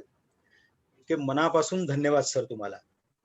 मलाही सर- मजा आली तुम्हा सर्वांसमोर गप्पा मारताना. काय म्हटलं सर? मलाही तुम्हा सर्वांसोबत गप्पा मारताना नाही. मजा आली. Thank you very much. Dighe sir. आपला वेळ फारच झालेला आहे. हे आपण 1.5 तास बोलतोय, कधी गेला ते कळलं नाही, वेळ कसा गेला ते कळलं नाही. आणि याचं आणखीन विशेष मला सगळ्यांना सांगावं असं वाटतं की जंगले सरांनी हा कार्यक्रम करावा, हा आता 4 वाजता हे ठरलं. देशपांडे मॅडमना बरं नाही आहे, त्यांना त्रास होतं, त्यामुळे त्यांनी निरोप पाठवल्यावर गेल्या 1 तासात म्हणजे 3:45ला मला वाटतं सर आपलं ठरलं की जंगले सरांनी हा कार्यक्रम करावा. आणि त्याच्यानंतर हे आलंय. फार छान मुलाखत झाली. आणि निलेशजी आपल्या घरचे ते त्यांनी सांगितलं, सुरुवातीला सांगितलं होतं की कौटुंबिक वातावरणात, मोकळ्या वातावरणात चर्चा व्हावी आणि तशा प्रकारची झालेली आहे. तेच मोकळं वातावरणाचाच आधार घेऊन मला थोडंसं आत्मसंशोधन किंवा आत्मपरीक्षण करावं असं वाटतं आणि जरा शिक्षकांशी बोलावं असं वाटतं.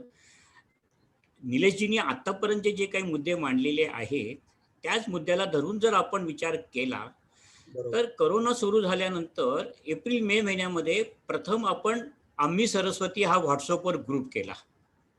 त्या व्हॉट्सअपच्या ग्रुपवर आपण प्रत्येक शिक्षकाला आवाहन केलं होतं की तुम्ही एक व्हिडिओ टाका. जर तुम्हाला ऑनलाईन शिकवायची वेळ येईल तोपर्यंत ती अजून ठरत नव्हतं, पण आपण त्या अगोदरच तयारी केली होती की समजा शाळा सुरू करताना ऑनलाईनची जर लागली आणि कोणालाच त्याची सवय नव्हती, कोणालाच त्याची माहिती पण नव्हती, तंत्रज्ञान पण नव्हतं आणि सॉफ्टवेअरचं पण, म्हणजे अशा वेळेस मे महिन्याच्या सुट्टीत शिक्षकांनी मोठ्या उत्साहाने, जवळजवळ प्रत्येक शिक्षकांनी म्हणजे सगळ्या विभागातले, हे पहिल्यांदा घडलं की सगळ्या विभागाचे शिक्षक एका ग्रुप खाली आले. तोपर्यंत प्रत्येक ग्रुप वेगवेगळे होते. तर अशा वेळेस मे महिन्यामध्ये जवळजवळ सगळ्या विभागातल्या शिक्षकांनी व्हिडिओ शेअर केले, त्याच्यावर सगळ्यांनी कॉमेंट्स केल्या. त्या अर्थात कॉमेंट जास्त कौतुकाच्या होत्या, क्रिटिकल नव्हत्या. कोणतरी काहीतरी प्रयत्न करते म्हणून कौतुकाच्या होत्या. मला ही पण कल्पना आहे की जुलै ऑगस्ट महिन्यामध्ये कोरोनाची ड्युटी सगळ्या शिक्षकांना लागली गेली, त्यामुळे त्यांच्याकडचं शैक्षणिक काम, त्यांचा वेळ त्यांना कमी जावं लागला आणि ते काम पण अवघड होतं. आपण शिक्षक दिन केला. शिक्षक दिनाला आपण प्रकल्प म्हणजे मिलिंद नाईक सरांकडून आपण ते समजून घेतली नवीन पॉलिसी, त्याबरोबरच प्रकल्पाचं. आता मला असं वाटतं की थोडंसं जर शिक्षकांनी आत्मपरीक्षण केलं, आपण हे सुरू करताना आपण पहिल्यांदाच मी सहज प्रश्न विचारला होता की हे आपण हा शिक्षण कट्टा सुरू केला, त्याची रिॲक्शन काय आहे, त्याचं काय वाटतंय. त्याचं चांगला रिॲक्शन दिली, पण खरोखरच त्याचं झालं का काही? गेल्या 4 महिन्यात एखाद्या शिक्षकांनी खरोखरच प्रकल्प आपण पुढच्या वर्षी मुलांना कसे द्यावेत ह्यावर काही विचार केला का?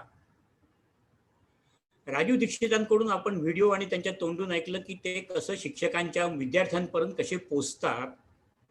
ह्या कुठल्याही काळात एकतरी शिक्षक आपल्या कुठल्या तरी विद्यार्थ्याच्या घरी गेला होता का की बाबा तुला कशी परिस्थिती आहे, तुझ्या घरी कशी आहेत? म्हणजे मी सहज विचारतो, मी काही असं म्हणत नाही, हे आत्मपरीक्षण आहे की आपण दीक्षित सरांकडून ऐकलं की ते ग्रामीण भागातले शिक्षक कसे विद्यार्थ्यांच्या घरापर्यंत पोचतात. आपण प्रत्यक्ष बघितलं ते. गेल्या महिन्यापूर्वी आपल्याच शिक्षकांनी, माजी शिक्षकांनी, त्यांनी कसं शिकवतात ह्याचा एक प्रकारचा धडा दिला. बरे वही कशा, त्यांची एक वेगळं पुस्तक वही असते की त्या पुस्तकात त्या नोट्स काढत असतात शिकवताना. रसाळबाई मुलांना एक्सर्शनला कुठे घेऊन जायचं ह्याचा विचार करत असतात. हे सगळं करत असताना राजेबाईंनी गणित आणि चित्रकलेची जोड दिली होती. तर तुमच्यापैकी कोणी असं केलं का की नाही बाबा आता आपल्याला विज्ञान शिक्षकांनी की आता आपण पुढल्या वर्षी खरोखरच किंवा आता ह्या वर्षी जर मुलांना घेऊन जायचं म्हटलं तर कुठे घेऊन जाऊ शकतो, नवीन ठिकाणी एक्सर्शनला कुठे जाऊ शकतो? भाषेच्या शिक्षकांनी काही असा विचार केला का की आपण ह्या जे काही बरेबाईंची कल्पना आहे, पुस्तक अशा वर्गात पुस्तक कशा प्रकारचं असावं, डुप्लिकेट कागद घेऊन ते स्वतःच्या नोट्स काढायच्या वगैरे. तर आता जे आपण निलेशजींचं शिकलं त्याच्यात त्यांनी जे काही मुद्दे मांडलेले आहेत की त्या संदर्भात आपण काही पुढे करणार आहोत का? शिक्षक कोण असतो? मार्गदर्शक असतो, मित्र असतो का शिक्षक गुरुजी असतो? पूर्वज्ञान म्हणजे काय आहे? की खरोखरच आपण वर्गात शिकवताना आपली स्वतःची तयारी केली हे ठीक आहे, पण मुलांची किती तयारी झालेली आहे किंवा मुलं किती तयारीचे आहेत ह्यावरून आपण काही शिकवणार आहोत का? आणि सगळ्यात छान कल्पना म्हणजे आपलेच व्हिडिओ आपण बघतो का? हे सगळं आपल्या समोर घडतंय, हे काय कुठे लांब घडत नाहीये की नाही बाबा असं. ग्रामीण भागातले शिक्षक आणि शहरातले शिक्षक यांची मानसिकता वेगळी का असते हा एक संशोधनाचा विषय आहे. मी समजून घेऊ शकतो की आर्थिक आणि सोशल ह्या वेगळ्या आहेत, पण मला वाटतं तिथल्या म्हणजे मला नेमकं निलेशजींकडून ऐकायला आवडेल की ही जी काही सरकारी ड्युटीज वगैरे लावल्या होत्या त्या नक्कीच पालघरमधल्या ग्रामीण भागातल्या शिक्षकांना पण सरकारने लावल्या असणार, ज्या करोनाच्या संदर्भात ड्युटीज होत्या. तर हे सगळ्या अडचणी असताना सुद्धा जर दुपारी 2 वाजता एखादी शिक्षिका छत्री घेऊन उन्हात तो वर्ग घ्यायचा प्रयत्न ऐकायचा प्रयत्न करते, तर असं कुठे आपण मोटिवेशन मध्ये कमी पडतोय का शहरातले शिक्षक? आजचा हा सगळा निलेशजींच्या तोंडून सगळं ऐकताना त्यांनी फार छान विवेचन केलं. मला थोडंसं वाटलं की सोनाराकडून कान टोचले गेलेले ठीक आहे, की आता हे त्यांनी सगळं सांगितलेलं आहे की हे खरंच सगळं आपल्याला शक्य आहे आणि आपण करतोय. की हे सगळे व्हिडिओज गेले 2 महिने व्हिडिओज एकमेकात शेअर करणं बंद का झालं हे मला नाही कळलं काही. हे का बंद झालं? म्हणजे जेव्हा तुमचे ऑनलाईन वर्ग सुरू झाले तेव्हा व्हिडिओ शेअर करणं बंद झालं, ते का माहित नाही. पण मग स्वतःची असेसमेंटची भीती वाटायला लागली का, की आपण काय मुलांना शिकवतोय ते इतरांना कळू नये बाबा, हे आपल्या आणि आपल्या मुलांच्यातच राहावं. तर हे सगळं आता शिक्षकांनी आत्मपरीक्षण केलं पाहिजे आणि आम्ही अर्थात संस्थाचालक म्हणून आम्ही पण केलं पाहिजे की आम्ही शिक्षकांचं पण परीक्षण कसं चांगल्या हेतूने कसं करू शकतो. कारण शेवटी विद्यार्थी हा केंद्रबिंदू धरल्यावर आपल्या सगळ्यांनाच त्याच्या संदर्भात जे काही चांगलं करता येईल ते करायला पाहिजे. निलेशजींनी एक चांगलं वाक्य बोलले आणि ते आपल्याला अगदी लागू पडते की 10-12 कोटी खर्च करून आपण शाळेची 7 मजली बिल्डिंग इमारत उभी केली.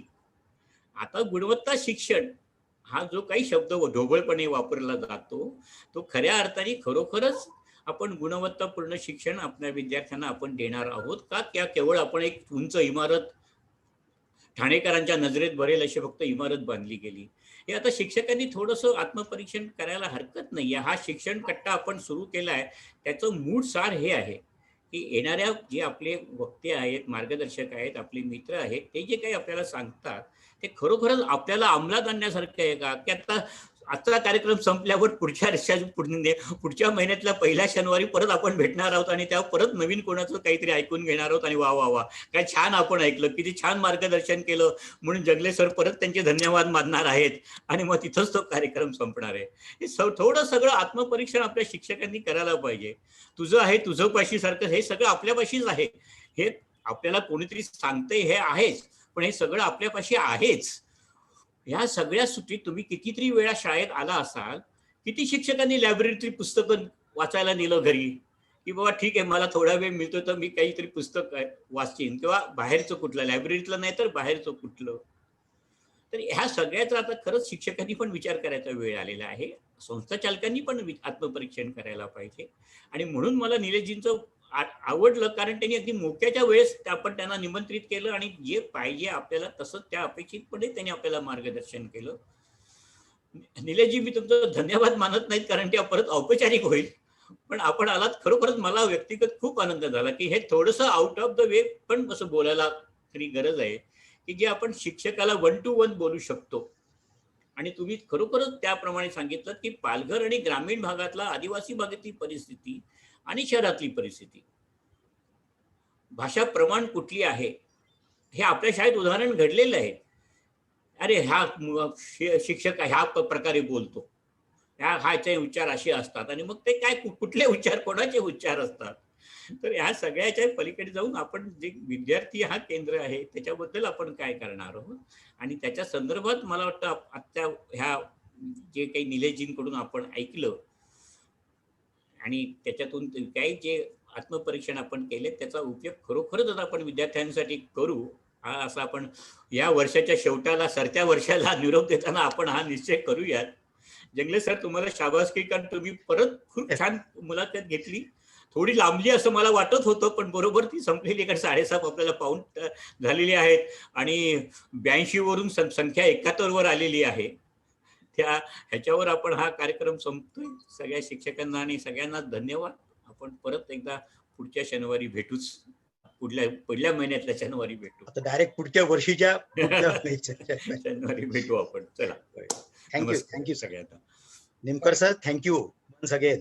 मी एकच फक्त शेवटी तुम्हाला सांगतो की तुम्हाला जे दिसतंय ना की व्हिडिओ बनवण्याचं प्रमाण कमी झालंय वगैरे, हा जागतिक कम्युनिटीतला अनुभव आहे. साधारणपणे असं दिसतं की शिक्षकांना हँडहोल्डिंगची गरज असते, काही इनपुटची गरज असते. एकदा मी इथे आलो आणि सांगितलं आणि भाषण दिलं म्हणून शिक्षकांनी सगळं आपलं स्वतःचं शिकवणं बदलावं, ही तऱ्हेची अपेक्षा शिक्षकांकडनं करणं चुकीचं आहे. याकरता संस्थेने तुमच्या एक काय म्हणतात त्याला की सलग असणारा कार्यक्रम शिक्षकांसाठी करायला हवा. तिथे सगळे नंबर घेऊन एकदम म्हणजे काय 1ली ते 10वीच्या सगळ्या लोकांना एकत्र आणण्याच्या ऐवजी त्या वयाच्या त्या वयोगटाला शिकवणाऱ्या शिक्षकांचे गट करायला हवेत आणि मोठ्या कार्यक्रमापेक्षा छोट्या छोट्या कार्यक्रमांच्या मधनं सलग काही दिवस शिक्षकांसोबत काम करण्यासाठी मार्गदर्शन घ्यायला हवं. सगळ्या ठिकाणी असं झालेलं दिसतं की उत्साहाने लोक सुरू करतात पण एका काळानंतर शेअर करण्यासारखं काही राहत नाही आणि त्याकरता इनपुटची गरज असते बाहेर. बरोबर आहे. तर तशा तऱ्हेची जोपर्यंत आपण व्यवस्था शिक्षकांच्या हँडहोल्डिंगची करत नाही आहोत तोपर्यंत शिक्षकांकडनं अशी अपेक्षा करणं हे मला जरा थोडंसं गैरवाजवी वाटतं. नाही, आणि हे तुमची ही जी कल्पना आहे ना, म्हणून डिसेंबरच्या शेवटी आमचं मागच्या आठवड्यातच बोलणं झालं आणि पूर्व प्राथमिक आणि प्राथमिक म्हणजे 1ली 2रीचे वर्ग शिक्षक आणि पूर्व प्राथमिक ह्यांचं एकत्र शिबिर किंवा वर्कशॉप कार्यशाळा ही डिसेंबरच्या एंडला कशी घेता येईल त्या संबंधित मुख्याध्यापकांना तशा प्रकारची सूचना दिली आहे. मी व्हिडिओ मुद्दामून करा असं मी सांगत नाहीये. माझं म्हणण्याचा उद्देश हा होता की जे ऑनलाईन वर्गांना जे शिक्षक शेअर करत होते ते व्हिडिओज किंवा ते पीपीटी किंवा काही त्यांचे लेसन्स हे शिक्षकांनी इतरांना शेअर करायचं का थांबवलं. आणि दुसरी एक अत्यंत महत्वाची गोष्ट अशी आहे की ही प्रोसेस आहे दिघे सर.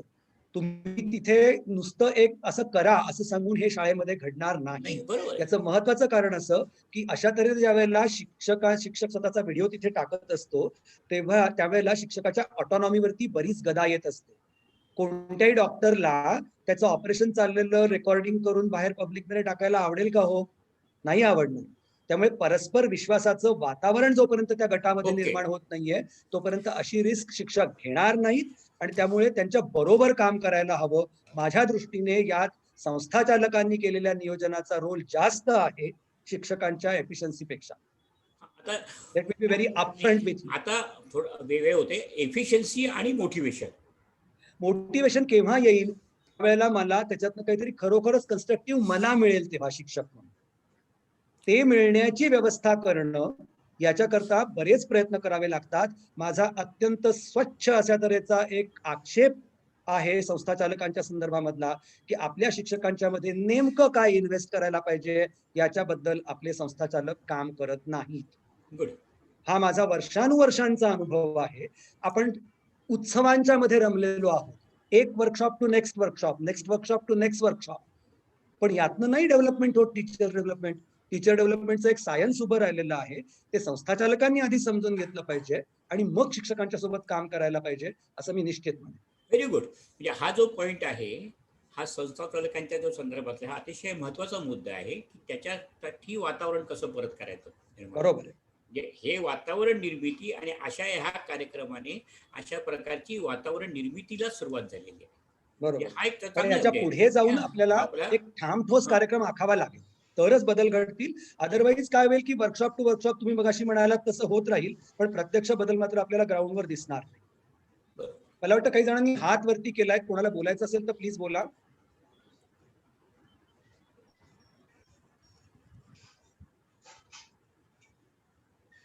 माधुरी ताई तुमचा आवाज येत नाहीये. हॅलो. आता आला.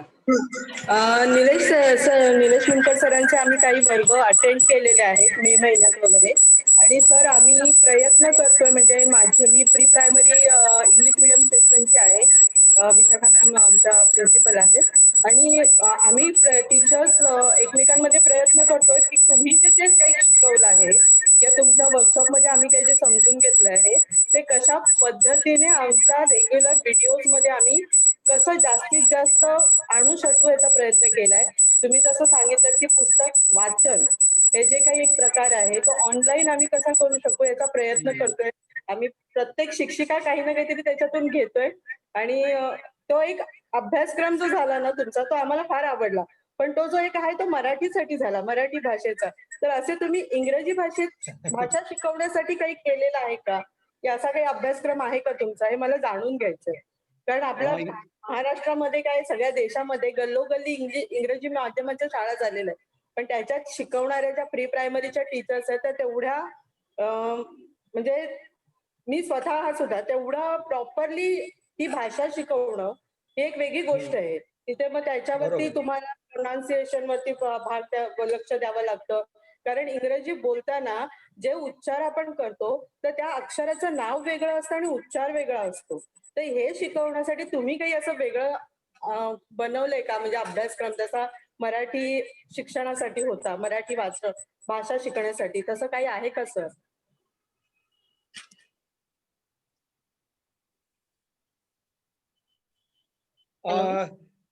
मला तुमचा शेवटचा आवाज ऐकू आला नाही, परंतु मला प्रश्न समजलाय तुमचा काय आहे ते.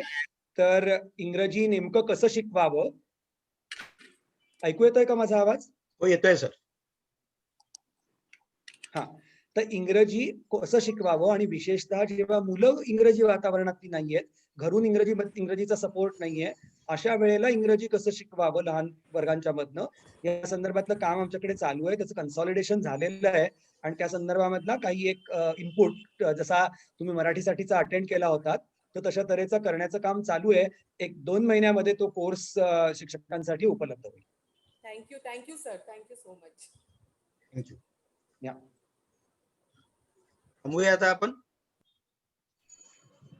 थांबूया आपण. होय, thank you very much sir, Nemkar sir, धन्यवाद. आपण एकदा प्रत्यक्ष भेटूया आता सगळं सुरळीत सुरू झाल्यानंतर. एकदा शाळेत या आमच्या. हो नक्की, मलाही आवडेल. चालेल, मी तुम्हाला आमंत्रण देऊन हा कार्यक्रम थांबवतो.